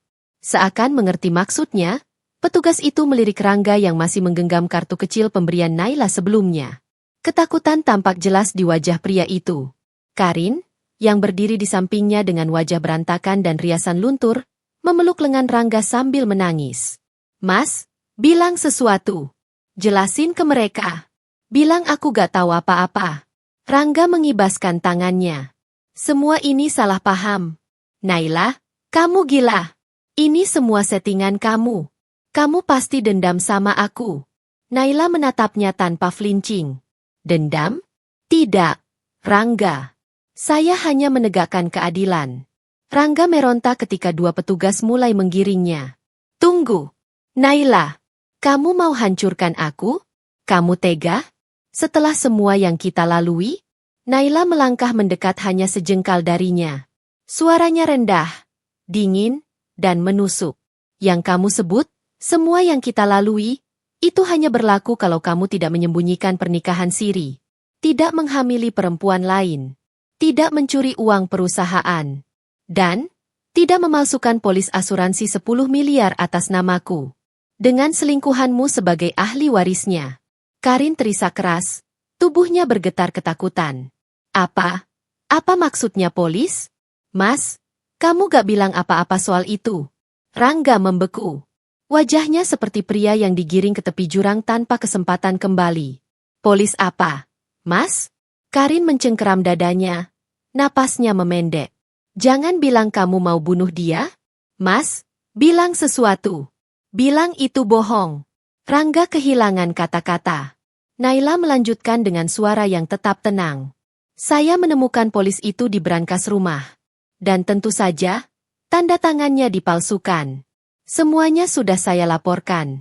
Ibu Rangga yang sejak tadi duduk lemas di trotoar tiba-tiba menengadah dan berteriak histeris. Naila, kamu perempuan iblis. Kamu balas dendam sama anakku. Kamu bikin dia di penjara. Kamu. Naila menatap mantan ibu mertuanya dengan tatapan yang sama dinginnya. Saya hanya melaporkan kejahatan, Bu. Kalau anak ibu tidak berbuat, saya tidak mungkin melaporkan. Kata-kata itu bagai palu menghantam ego seluruh keluarga Rangga. Ketika dua petugas polisi mencoba membawa Karin, perempuan itu meronta sekuat tenaga sambil memegangi perutnya. Saya hamil. Saya hamil. Kalian gak boleh bawa saya. Mas, bilang sesuatu. Bantu aku, Mas. Namun Rangga sendiri nyaris tidak bisa berdiri. Lututnya goyah. Seluruh beban dari perbuatannya kini runtuh sekaligus. Ia bukan lagi pria gagah yang meremehkan istrinya. Ia bukan lagi manajer perusahaan. Ia bukan lagi kepala keluarga yang dibanggakan. Hari itu, di depan rumah yang bukan lagi miliknya, Rangga hanyalah seorang laki-laki kecil. Seorang penipu. Pengkhianat. Pelaku kriminal. Saat petugas memasang borgol di tangannya, Rangga mencoba melompat ke arah Naila dengan gertakan putus asa. Kamu pikir aku takut sama kamu? Kamu pikir aku mau kalah? Aku. Petugas lebih cepat. Mereka membekuk tangannya ke belakang sebelum ia sempat menyentuh Naila. Petugas senior menegaskan. Tolong catatkan di laporan, ancaman pembunuhan terhadap korban terjadi di depan saksi-saksi. Naila menatap Rangga yang kini benar-benar tidak berdaya. Tidak ada kemenangan di wajahnya. Tidak ada senyum puas. Yang ada hanya ketegasan. Ketegasan bahwa hari itu adalah titik akhir dari semua penderitaannya. Karin akhirnya jatuh pingsan ketika melihat Rangga di borgol. Petugas perempuan segera membantu mengangkat tubuhnya ke dalam mobil polisi kedua. Sementara itu, teriakan keluarga Rangga bergema di udara panas sore itu. Beberapa tetangga mulai keluar rumah, menatap dengan campuran kaget dan rasa kasihan. Namun tidak ada satupun yang berani mendekat. Ketika kedua mobil polisi mulai menjauh, membawa Rangga dan Karin pergi untuk menghadapi konsekuensi, Naila berdiri diam. Mobil hitamnya siap membawanya kembali ke kehidupannya yang baru. Pak Rendra mendekat. Semua proses berjalan sempurna, Bu Naila.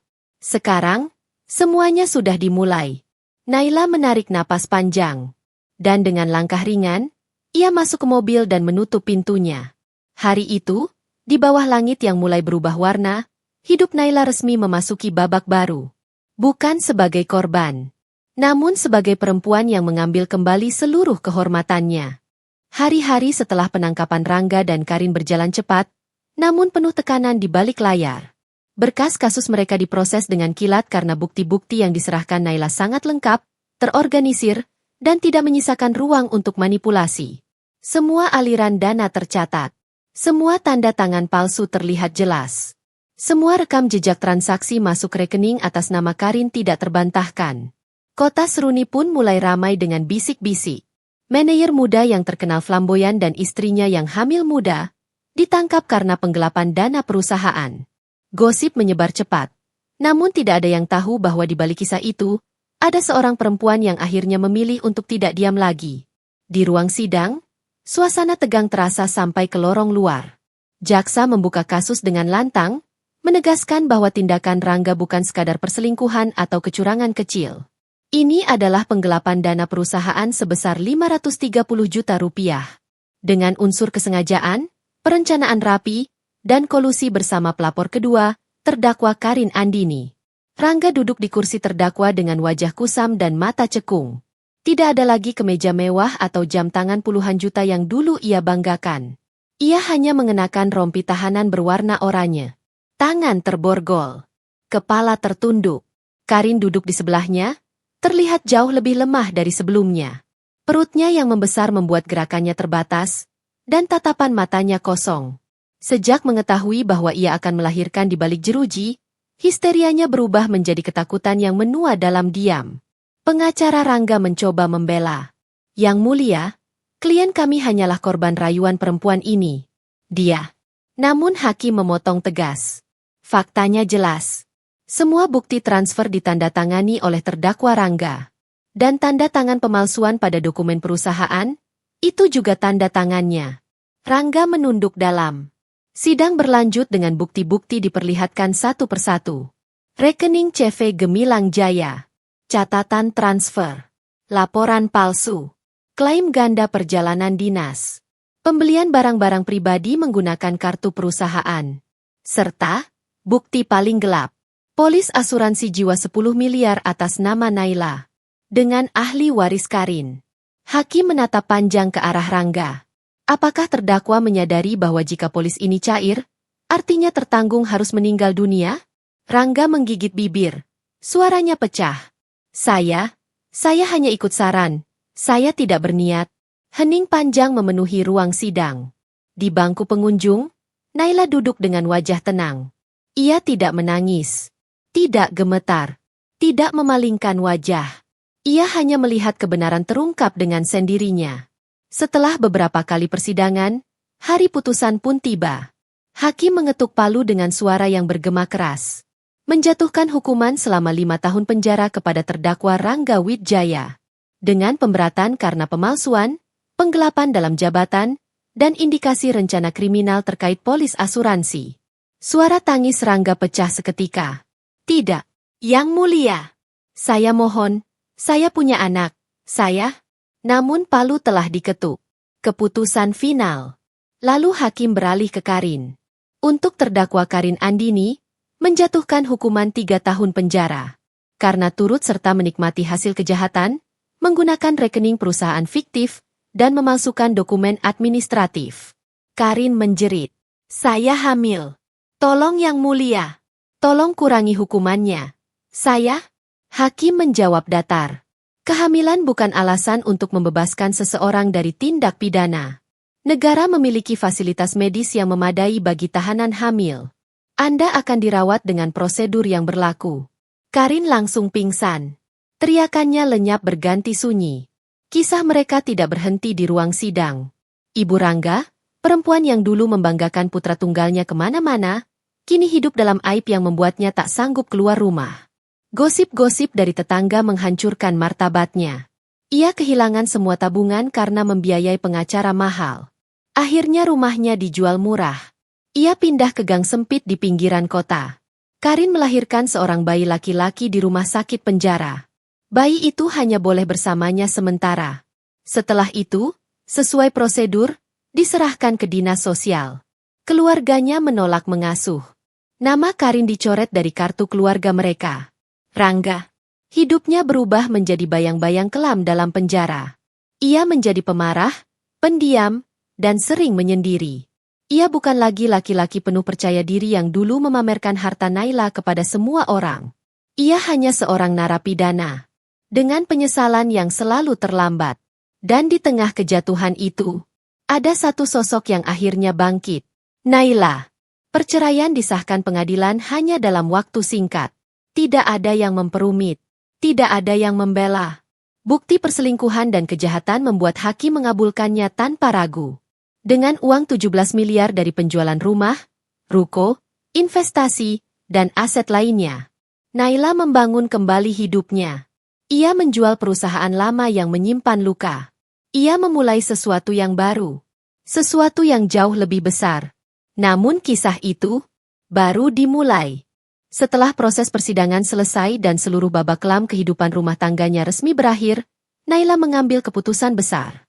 Ia tidak ingin lagi tinggal di kota Seruni, tempat semua kenangan pahit itu terpatri di setiap sudut jalan. Ia ingin memulai ulang, di tempat yang benar-benar baru. Beberapa minggu kemudian, Naila pindah ke kota pesisir bernama Lirwana. Kota yang tenang, modern, tapi tidak seramai Seruni. Udara pagi Lirwana membawa aroma laut, suara burung camar, dan ombak yang memukul bebatuan pelabuhan. Di kota inilah Naila memilih untuk memulai dari nol. Namun, nol yang dipijaknya bukan nol yang kosong. Ia membawa pengalaman. Ia membawa kegigihan.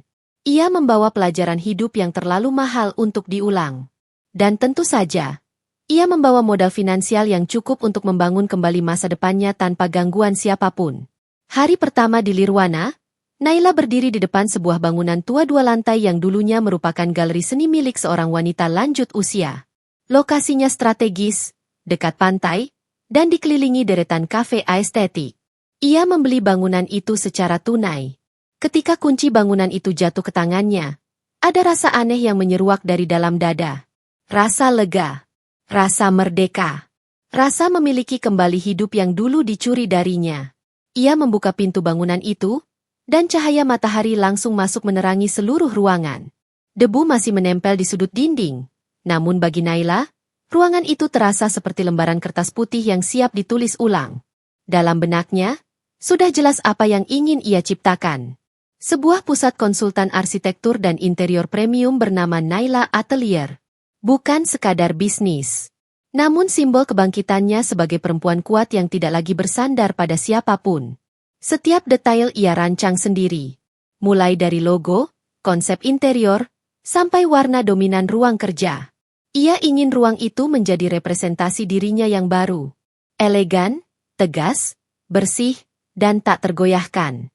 Sambil membangun kembali bisnisnya, Naila juga mulai melakukan sesuatu yang jarang ia lakukan sebelumnya. Bersosialisasi. Ia ingin memperluas jaringan secara sehat, profesional, tanpa hubungan yang merugikannya seperti masa lalu. Ketika menghadiri sebuah acara entrepreneur lokal, ia bertemu seseorang bernama Raihan Dirgantara, seorang investor properti asal Jakarta yang kini menetap di Lirwana karena menjauh dari hiruk-pikuk ibu kota. Raihan adalah tipe pria dewasa yang tenang, penuh wibawa, dan tidak suka mencampuri urusan pribadi orang lain. Mereka memulai perkenalan sederhana, berbicara tentang arsitektur, kota pesisir, dan peluang bisnis di daerah tersebut.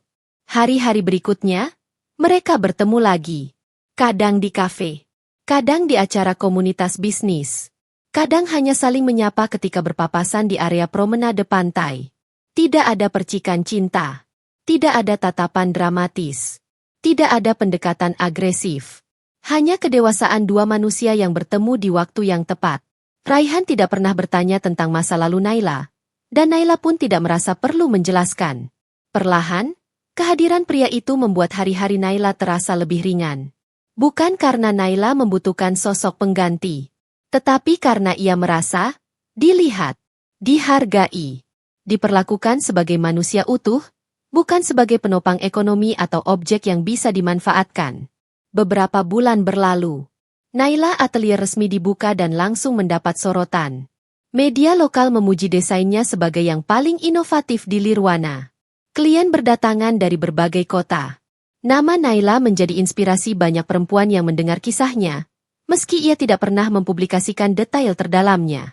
Dan di antara kesibukan itu, pagi-pagi Naila berjalan menyusuri pantai Lirwana, merasakan angin laut menerpa wajahnya.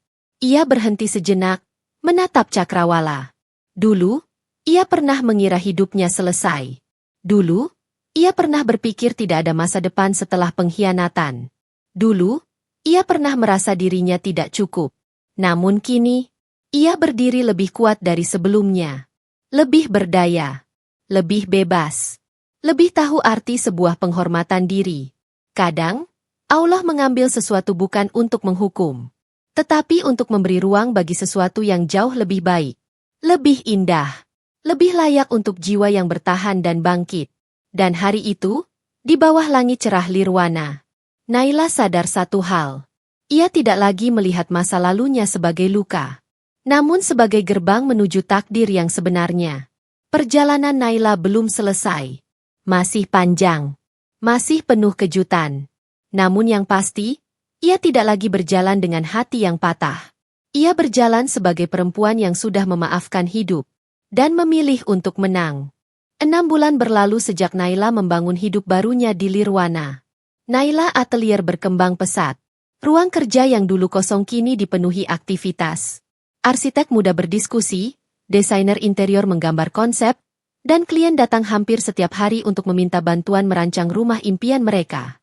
Nama Naila mulai dikenal luas sebagai perempuan tangguh yang bangkit dari keterpurukan. Namun Naila selalu menjaga batas. Ia tidak pernah mengumbar masa lalunya. Tidak pernah mengeluh. Tidak pernah menjelekkan siapapun. Ia hanya bekerja, membangun, menguak. Di kota itu, ia juga mulai dekat dengan Raihan Dirgantara, pria yang perlahan menjadi kehadiran hangat dalam hidupnya. Tanpa memaksakan apa-apa, tanpa meminta lebih, pria itu selalu hadir di waktu yang tepat. Membawakan kopi di pagi hari, mengantarkan lauk ketika ia lembur, menemani berjalan ke pantai saat penat. Semuanya alami, semuanya sederhana. Namun berarti, Naila merasa hidupnya stabil, tenang. Untuk pertama kalinya setelah sekian lama, ia merasa benar-benar aman. Namun suatu pagi, ketika ia sedang memeriksa progres desain klien, ponselnya berbunyi. Nomor tidak dikenal. Naila hampir tidak ingin mengangkatnya, tetapi ada dorongan kecil yang membuatnya menyentuh tombol hijau. Halo, Bu Naila? Ini dari Dinas Sosial Seruni. Naila terdiam sejenak. Napasnya berubah. Ya, betul. Saya Naila. Kami ingin menginformasikan bahwa bayi dari terdakwa Karin Andini dan Rangga Wijaya telah masuk daftar anak yang membutuhkan wali asuh sementara. Karena ibu kandungnya akan menjalani sisa hukuman di rumah tahanan wanita. Naila memejam sekejap. Perutnya terasa kosong untuk sesaat. Kenapa menghubungi saya? Tanya Naila pelan. Pihak kami menghubungi semua kerabat yang tercatat. Keluarga Karin menolak. Keluarga Rangga juga menolak. Dan, dalam data lama, ada nama Anda sebagai wali darurat yang pernah diajukan Rangga 3 tahun lalu. Belum pernah dicabut. Ruangan terasa membeku. Wali darurat. Nama Naila dicantumkan dalam dokumen itu tanpa pernah diberitahu. Rangga mengisi namanya. Mungkin untuk menenangkan situasi rumah tangga waktu itu. Atau untuk memanfaatkan rasa peduli Naila. Naila menarik napas. Saya bukan lagi istrinya. Saya tidak punya hubungan apapun dengan mereka. Petugas itu mencoba menjelaskan pelan. Kami mengerti, Bu Naila. Ini hanya prosedur. Tetapi, jika tidak ada wali asuh sementara, bayi itu akan dipindahkan ke panti asuhan. Kata-kata itu menancap perlahan. Bayi itu tidak bersalah. Tidak memilih untuk lahir. Tidak memilih orang tuanya. Tidak memilih berada dalam kisah kelam ini. Namun Naila segera menguatkan dirinya. Saya perlu waktu berpikir. Saya akan kabari hari ini. Baik, Bu. Terima kasih. Telepon ditutup. Naila menatap layar ponselnya lama, seolah berharap jawaban muncul dari layar kosong itu. Perasaannya kacau. Bukan karena bayi itu, tetapi karena masa lalu yang kembali mengetuk pintu pada saat hidupnya mulai tertata rapi. Ia bersandar ke kursi. Beberapa menit kemudian, Raihan mengetuk pintu ruangannya. Naila, kamu baik-baik saja? Wajahmu pucat. Naila mencoba tersenyum. Tidak apa-apa, Ray. Cuma, ada kabar dari masa lalu yang datang lagi. Raihan duduk di depannya. Ia tidak memaksa bertanya. Ia hanya menunggu, memberi ruang. Naila akhirnya berkata pelan. Ada seorang bayi. Anak dari 2 orang yang pernah menyakiti hidupku. Sekarang dia butuh wali. Raihan menatap Naila dengan mata yang lembut. Lalu berkata dengan suara yang penuh ketenangan. Naila, kamu tidak wajib menyelamatkan dunia. Tapi kamu juga punya hati yang tidak bisa menutup mata begitu saja. Ambil keputusan bukan karena masa lalu, melainkan karena dirimu yang sekarang. Kata-kata itu menusuk Naila dengan lembut. Raihan benar. Keputusan itu bukan tentang Rangga. Bukan tentang Karin. Bukan tentang balas dendam. Ini tentang apakah ia akan membiarkan hidupnya dipengaruhi masa lalu, atau memilih sebuah masa depan yang lebih manusiawi. Naila menghembuskan napas pelan. Tatapannya mulai jernih.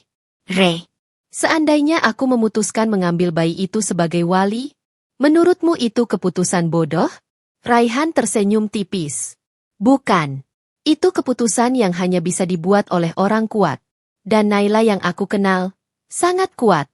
Naila menunduk. Suaranya bergetar sedikit. Aku hanya takut. Masa lalu akan masuk lagi ke hidupku.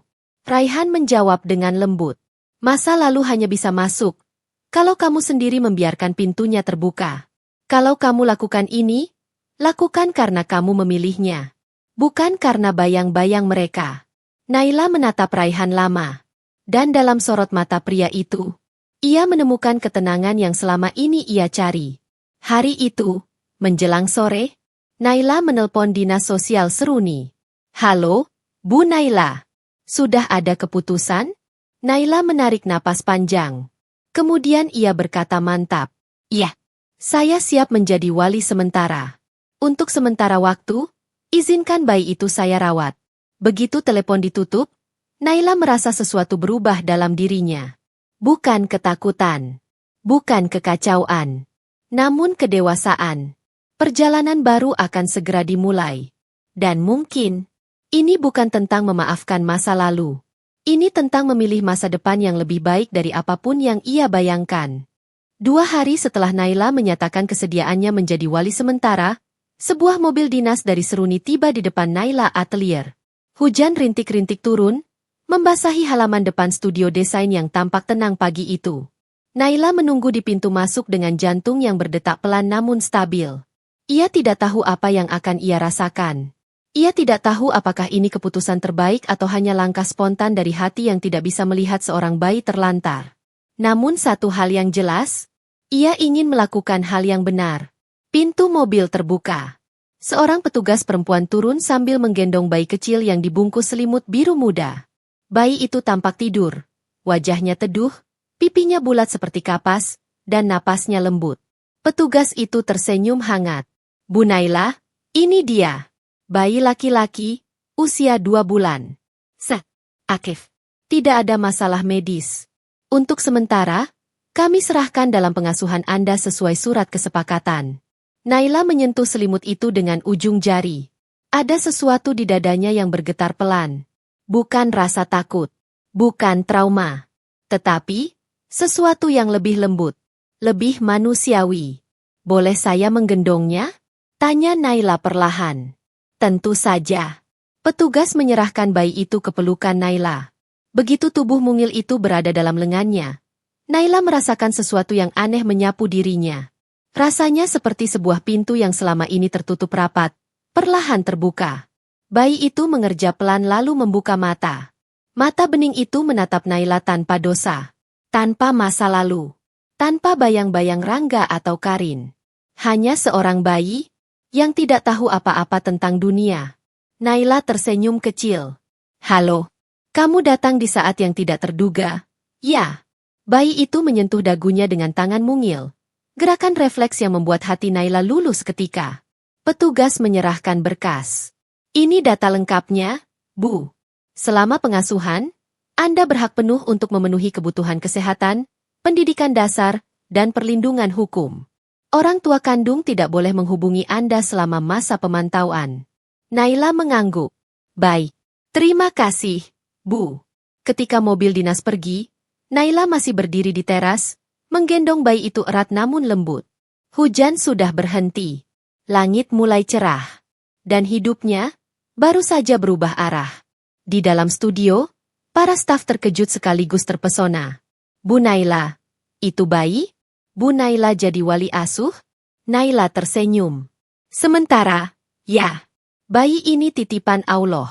Semua orang ikut tersenyum, menyambut kehidupan baru yang tiba-tiba muncul di ruangan itu.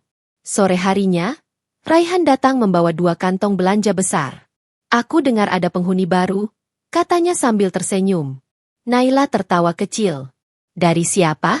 Dari seluruh kota Lirwana, jawab Raihan santai. Gosip di kota kecil cepat sekali, Nai. Raihan meletakkan barang-barang itu. Popok premium, bedak, botol susu, selimut, mainan bayi, bahkan keranjang tidur yang empuk. Kamu tidak perlu melakukan ini, Ray. Raihan mendekat, suaranya lembut. Aku tidak melakukan ini untuk Rangga. Bukan untuk Karin. Tapi untukmu. Untuk bayi ini yang tidak tahu apa-apa. Dan, karena aku ingin ada di sisi kamu menjalani apapun yang kamu pilih. Tatapan mata itu, bersih. Tidak seperti Rangga yang dulu penuh tipu daya. Naila menatap Raihan lama, lalu menghela napas dalam. Seolah membuka ruang baru di hatinya yang dulu terkunci. Terima kasih, Ray. Raihan tersenyum. Nama bayinya siapa? Naila menggeleng. Belum ada. Di dokumen hanya tertulis, bayi laki-laki tanpa nama. Raihan menatap bayi itu pelan. Seandainya kamu yang memberi nama, Nai, apa nama yang kamu pilih? Naila melihat bayi yang tertidur damai di pelukannya. Ia merapikan selimut kecil itu, lalu berkata dengan suara lembut dan yakin. Azam. Artinya, tekad yang kuat. Raihan tersenyum. Nama yang indah. Seperti kamu. Malam itu, ketika Naila menidurkan Azam di keranjang kecil di samping tempat tidurnya. Ia duduk sebentar, menatap wajah mungil itu. Azam bergerak pelan, seperti mencari kenyamanan. Naila mengusap kepalanya lembut. Kamu tidak akan aku biarkan sendirian. Tidak akan ditelantarkan. Tidak akan menjadi korban masa lalu siapapun. Azam membuka mata sejenak. Naila tersenyum. Selamat datang di hidupku, Azam. Kamu bukan beban. Kamu adalah anugerah yang datang tepat ketika aku siap menerimanya. Dan malam itu, untuk pertama kalinya dalam bertahun-tahun, Naila tidur dengan hati yang penuh. 3 bulan berlalu sejak Azam hadir dalam hidup Naila, dan kota Lirwana kini terasa jauh lebih hangat daripada sebelumnya. Rumah kecil Naila di tepi pantai berubah menjadi ruang penuh tawa dan kehidupan baru. Tangis kecil Azam di pagi hari, gumaman lucunya saat bermain, dan ekspresi polosnya setiap kali melihat sinar matahari. Semua itu menghadirkan suasana yang tidak pernah Naila bayangkan sebelumnya. Azam tumbuh menjadi bayi yang ceria, sehat, kuat, dan penuh rasa ingin tahu. Wajahnya bersih, matanya bening, dan senyumnya mampu melelehkan seluruh rasa sakit masa lalu yang dulu masih tersimpan di sudut hati Naila. Ia mulai belajar mengoceh, menggerakkan kaki saat gembira, meraih tangan Naila setiap kali ingin diangkat. Setiap kali Azam menggenggam jarinya, Naila merasa dirinya sedang digenggam oleh masa depan yang lebih cerah. Di studio Naila Atelier, Azam menjadi semacam maskot kebahagiaan. Para staf bergantian mengajaknya bermain. Suasana kantor tak pernah lagi tegang seperti dulu. Bahkan klien yang datang seringkali tersenyum saat mendengar tawa kecil Azam. Suatu hari, saat Naila menggendong Azam yang tertawa riang sambil mencengkeram ujung jilbabnya, salah satu staf berkata, Bu Naila, setelah Azam datang, Kantor ini rasanya lebih hidup. Naila tersenyum. Benar. Ia sendiri merasakannya setiap hari. Azam tidak membawa masa lalu. Ia membawa harapan. Kehadiran Azam juga membuat hubungan Naila dan Raihan semakin dekat. Tidak dengan cara dramatis atau tergesa-gesa. Namun perlahan, lembut, dan penuh kedewasaan. Raihan sering mengirimkan pesan. Sudah makan? Azam perlu susu? Perlu aku jemput untuk kontrol ke dokter? Ada yang bisa dibantu di kantor? Kadang ia datang hanya untuk menghibur Azam dengan mainan kayu warna-warni. Kadang ia duduk di ruang tamu sambil membantu Naila mencari bahan desain. Kadang keduanya hanya berjalan di tepi pantai sambil mendorong stroller kecil Azam. Tak ada kata cinta. Tak ada janji-janji murahan. Yang ada justru ketenangan dalam kebersamaan. Namun Naila sadar satu hal. Raihan hadir bukan untuk mengisi kekosongan, tetapi untuk menemani perjalanan yang sedang ia bangun dengan mantap. Dan itu, jauh lebih berharga dari hubungan apapun yang dulu pernah ia jalani. Suatu sore, ketika matahari mulai turun dan langit nirwana dipenuhi warna jingga keemasan, Naila duduk di beranda rumahnya sambil menggendong Azam. Angin laut berhembus lembut. Suara ombak memecah pelan di kejauhan. Azam memegang dagunya, lalu memandang Naila seolah ingin berbicara. Apa kabar, Nak? Naila tersenyum. Kamu tumbuh cepat sekali. Azam mengeluarkan suara ocehan yang membuat Naila tertawa kecil. Sore itu, Raihan datang membawa 2 gelas teh hangat. Ia menyerahkan satu kepada Naila dan duduk di sampingnya. Indah sekali sunset hari ini, ucap Raihan pelan. Naila mengangguk, matanya tetap menatap laut. Indah, dan terasa damai. Raihan menatap Naila sejenak. Boleh aku bertanya sesuatu? Tentu. Raihan mengambil napas pendek sebelum bicara. Kalau suatu hari, Azam mulai bertanya tentang orang tua kandungnya. Apa kamu siap? Naila terdiam. Pertanyaan itu seperti angin dingin yang menyentuh sisi hatinya yang paling rapuh. Ia menatap Azam yang tertidur di pelukannya. Wajah polos itu mengingatkan bahwa hidup selalu menghadirkan ujian. Bahkan saat semuanya terasa sudah baik-baik saja. Naila akhirnya menjawab pelan. Aku tidak tahu apa yang akan aku katakan nanti. Tapi aku tahu satu hal. Aku tidak akan pernah biarkan dia merasa tidak diinginkan. Tidak akan pernah biarkan dia merasa sendirian. Aku akan jadi ibu baginya. Entah dunia mengakuinya atau tidak. Raihan tersenyum kecil.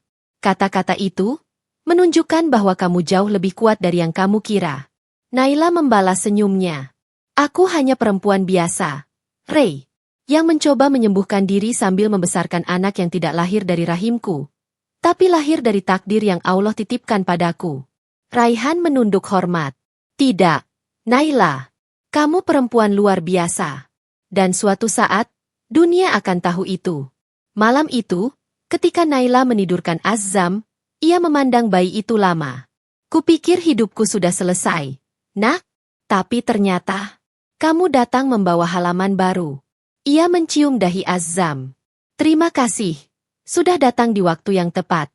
Dan untuk pertama kalinya dalam hidup Naila, ia merasa dirinya bukan hanya bertahan. Bukan hanya bangkit. Bukan hanya kuat. Ia merasa utuh. Bayangan lama yang mencoba kembali masuk. 4 bulan setelah Azam tinggal bersama Naila, kehidupannya di Nirwana kian stabil. Studio desainnya semakin berkembang. Nama Naila Atelier muncul di majalah arsitektur ternama. Beberapa klien dari luar kota mulai berdatangan. Dan Azam tumbuh menjadi pusat kebahagiaan kecil yang mengisi setiap sudut rumah. Setiap pagi ia bangun dengan tawa. Setiap siang ia aktif merangkak menyusuri karpet. Setiap malam ia tidur sambil memegang jari Naila. Hati Naila terasa penuh. Penuh syukur. Penuh ketenangan yang dulu tidak pernah ia rasakan. Namun kehidupan yang tenang seringkali menarik perhatian sesuatu dari masa lalu. Sesuatu yang datang tanpa diundang. Tanpa dipanggil. Tanpa bisa dicegah. Dan hari itu, masa lalu itu datang mengetuk pintu. Pagi itu, Raihan mengantar Naila dan Azam ke klinik anak untuk imunisasi bulanan. Azam menangis sedikit ketika disuntik. Tetapi cepat sekali berhenti setelah diberi dot dan dielus lembut oleh Naila. Selesai dari klinik, mereka mampir ke kafe kecil di tepi pantai. Raihan memesankan teh chamomile untuk Naila, dan jus segar untuk dirinya. Saat mereka duduk, Naila merasakan ponselnya bergetar. Ia mengambilnya pelan. Nomor tidak dikenal. Namun kode wilayahnya? Seruni. Naila menelan ludah. Ia hampir tidak ingin menjawab. Tetapi sesuatu mendorongnya untuk mengangkat. Halo? Suara seorang wanita terdengar dari seberang. Bu Naila? Ini Bu Mirna? Tangan Naila langsung membeku. Jantungnya berdetak keras 1 kali. Lalu menjadi sunyi. Bu Mirna. Ibu dari Rangga. Perempuan yang pernah menghina, merendahkan, dan mengusir Naila dari keluarga mereka. Perempuan yang dulu mengatakan bahwa Naila tidak berguna, karena tidak bisa memberi cucu. Perempuan yang merayakan pernikahan Rangga dan Karin di belakangnya. Naila menarik napas pelan. Ada apa? Suara Bu Mirna terdengar bergetar, tidak setegas dulu. Naila, tolong aku. Naila mengernyit. Apa maksudnya? Suara di telepon terdengar pecah, seperti seseorang yang kelelahan menangis. Rangga. Dia sakit. Di penjara, dia kena infeksi paru-paru berat. Sudah 2 minggu. Keadaannya semakin menurun. Dokter bilang ia harus dirawat di rumah sakit luar, tapi biaya perawatan tidak ada. Aku sudah menjual rumah. Sudah tidak punya apa-apa lagi. Naila menutup mata. Ada bagian kecil di dadanya yang terasa hangat. Bukan kasihan. Namun rasa manusiawi. Ia pernah mencintai Rangga. Pernah merawatnya. Pernah menaruh harapannya pada pria itu. Namun pria itu juga yang menghancurkan dirinya tanpa belas kasihan. Apa hubungan saya dengan semua itu? Bu? Nada Naila tetap tenang. Suara Bu Mirna pecah menjadi tangisan. Kamu satu-satunya yang pernah dia punya. Tolong. Naila. Kalau kamu tidak mau bantu, dia mungkin tidak selamat. Raihan yang duduk di sebelah Naila memperhatikan perubahan ekspresi di wajahnya.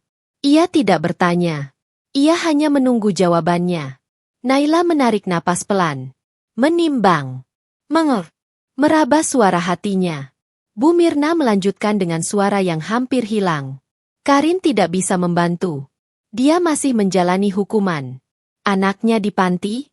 Aku benar-benar sendirian. Tiba-tiba, Azza meraih jari Naila dan tertawa kecil. Senyumnya membuat hati Naila meleleh.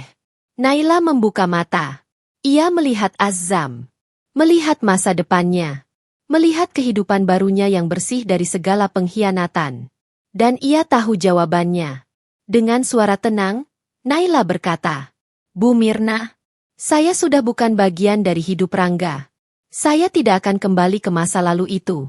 Tapi, Bu Mirna menahan napas. Saya akan bantu biaya perawatan semampu saya. Bukan untuk Rangga. Tapi karena ini hal yang benar untuk dilakukan sebagai manusia. Suara di telepon pecah menjadi tangis lega.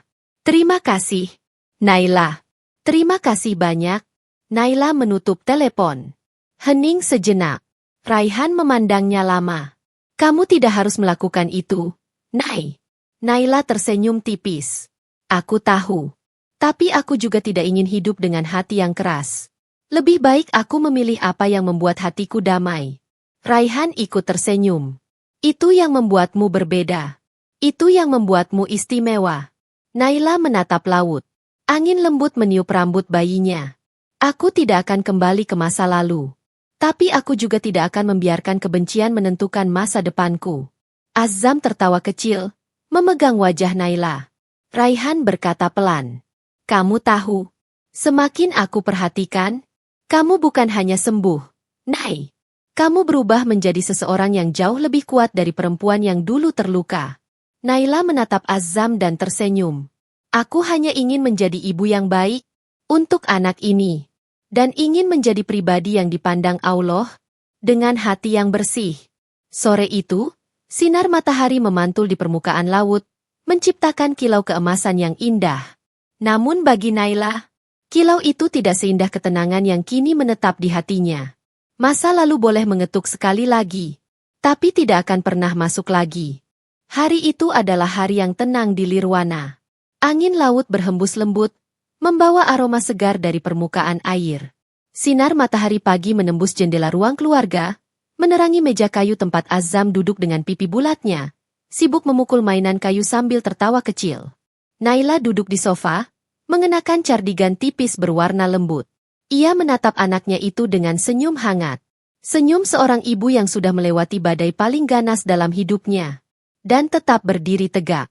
Raihan masuk membawa 2 cangkir teh. Satu ia letakkan di meja kecil dekat Naila. Satu lagi ia pegang sambil duduk di sebelahnya. Pagi ini tenang ya, ucap Raihan. Naila mengangguk. Iya, terlalu tenang sampai aku merasa Allah sedang menyiapkan sesuatu yang besar. Raihan tersenyum, menatap wajah wanita yang kini begitu ia kagumi. Kalimat itu benar. Allah memang selalu menyiapkan hal besar untuk orang yang hatinya diberi ujian berat. Beberapa minggu setelah Naila membantu biaya perawatan Rangga, kabar datang. Rangga selamat. Namun dia tetap harus menjalani sisa hukuman. Tanpa uang. Tanpa keluarga. Tanpa masa depan yang jelas. Naila menerima kabar itu tanpa getaran apapun. Tanpa dendam. Tanpa bahagia. Tanpa sedih. Perasaan itu telah lama mati untuk masa lalunya. Yang hidup hanyalah masa depannya. Hari ini Naila menghadiri pembukaan kantor cabang kedua Naila Atelier. Ruangan itu dipenuhi bunga segar, papan ucapan selamat, dan tamu undangan mulai berdatangan. Di depan pintu, seorang anak kecil berlari sempoyongan. Azam. Raihan mengikuti di belakangnya sambil tertawa. Hati Naila meleleh. Ia menghampiri mereka. Naila mengangkat Azam dan mengecup pipinya. Kita berhasil. Nak, kamu dan ibu berhasil melewati semua ini. Raihan berdiri di samping mereka, menatap Azam. Aku bangga sama kamu, Nai. Naila menoleh. Tatapan mereka bertemu. Raihan melanjutkan dengan suara pelan. Awal kita kenal, kamu hanya ingin bertahan hidup. Sekarang lihat kamu bukan hanya bertahan. Kamu tumbuh. Kamu menang. Naila tersenyum lembut. Aku menang bukan karena aku kuat, Rey. Tapi karena Allah mengizinkanku menemukan arti hidup yang baru. Azam memegang dagu Raihan, membuat pria itu tertawa kecil. Naila menatap anak itu lama. Anugerah paling besar dalam hidupnya. Anak yang tidak berasal dari darahnya, tapi berasal dari hatinya. Sesuatu yang mengubah hidupnya selamanya. Sore itu, ketika acara sudah selesai, Naila duduk di balkon kantor baru. Langit nirwana berwarna jingga. Suara burung-burung kembali ke sarang mengisi udara. Raihan datang membawa jaket dan memakaikannya ke bahu Naila. Kamu kedinginan? Sedikit, jawab Naila. Raihan duduk di sebelahnya. Naila, setelah semua yang kamu lewati, apa kamu sudah menemukan yang kamu cari? Naila tersenyum sambil menatap Cakrawala. Aku menemukan diriku sendiri. Itu lebih dari cukup. Dan kalau suatu hari nanti, Allah menulis seseorang untuk menemani hidupku, aku tidak menutup pintu. Raihan menatap Naila lama. Ada sesuatu di sana. Sebuah harapan kecil yang tumbuh tanpa dipaksa. Tapi ia menahannya. Ia tidak ingin merusak ketenangan Naila. Setiap hal ada waktunya. Dan ia rela menunggu. Naila berdiri, menggendong Azam. Ayo, kita pulang. Rumah baru kita masih butuh tawa malam ini. Raihan mengangguk. Baik, aku antar. Mereka berjalan keluar bersama. Azam tertawa kecil di pelukan Naila. Tangannya meraih udara seolah menggambar cahaya. Dalam hati Naila berbisik. Terima kasih Allah. Engkau tidak mengambil apapun dariku. Engkau hanya menggantinya dengan yang jauh lebih baik. Malam itu mereka pulang dengan hati yang ringan. Tanpa beban. Tanpa luka. Tanpa ketakutan. Allah telah menutup satu pintu penuh gelap. Namun dia juga membuka pintu lain yang dipenuhi cahaya. Dan itulah akhir kisah Naila. Seorang wanita yang tidak hanya selamat dari pengkhianatan, tapi bangkit sebagai cahaya untuk dirinya sendiri. Dan untuk orang lain. Perjalanan panjang Naila akhirnya berhenti di satu titik. Titik yang tidak lagi dipenuhi air mata. Tidak lagi diiringi rasa takut. Tidak lagi dibayang-bayangi masa lalu. Kini ia berdiri sebagai seorang perempuan yang menemukan dirinya kembali. Bukan karena dunia memudahkannya, tetapi karena Allah menegakkannya setelah ia jatuh berkali-kali. Dalam hening malam setelah pembukaan cabang barunya, Naila duduk di sajadahnya. Azam telah tertidur, damai, di sampingnya. Angin lembut masuk dari jendela. Dan dalam sujud panjang itu, ia merasakan sesuatu yang menenangkan hatinya. Ayat Al-Quran terlintas dalam benaknya. Sesungguhnya bersama kesulitan itu ada kemudahan. Surah Asy-Syarh ayat 6. Ayat itu bukan hanya kalimat. Ayat itu adalah perjalanan hidup Naila. Allah tidak pernah memberinya kesulitan tanpa menghadiahkan sesuatu yang jauh lebih baik setelahnya. Dulu ia kehilangan rumah. Kini ia punya tempat yang benar-benar menjadi miliknya. Dulu ia kehilangan suami yang mengkhianatinya. Kini ia memiliki ketenangan. Dan sebuah keluarga kecil yang dibangun dari kasih sayang. Bukan dari dusta. Dulu ia kehilangan harapan. Kini ia memiliki azam. Cahaya kecil yang menuntunnya kembali kepada dirinya sendiri. Kini Naila sadar bahwa setiap luka yang ia sembunyikan adalah jalan agar ia bertemu takdir yang lebih baik. Hikmah dari perjalanan ini. Pengkhianatan manusia tidak akan pernah mengalahkan keadilan Allah. Mereka bisa merencanakan kejahatan dalam diam.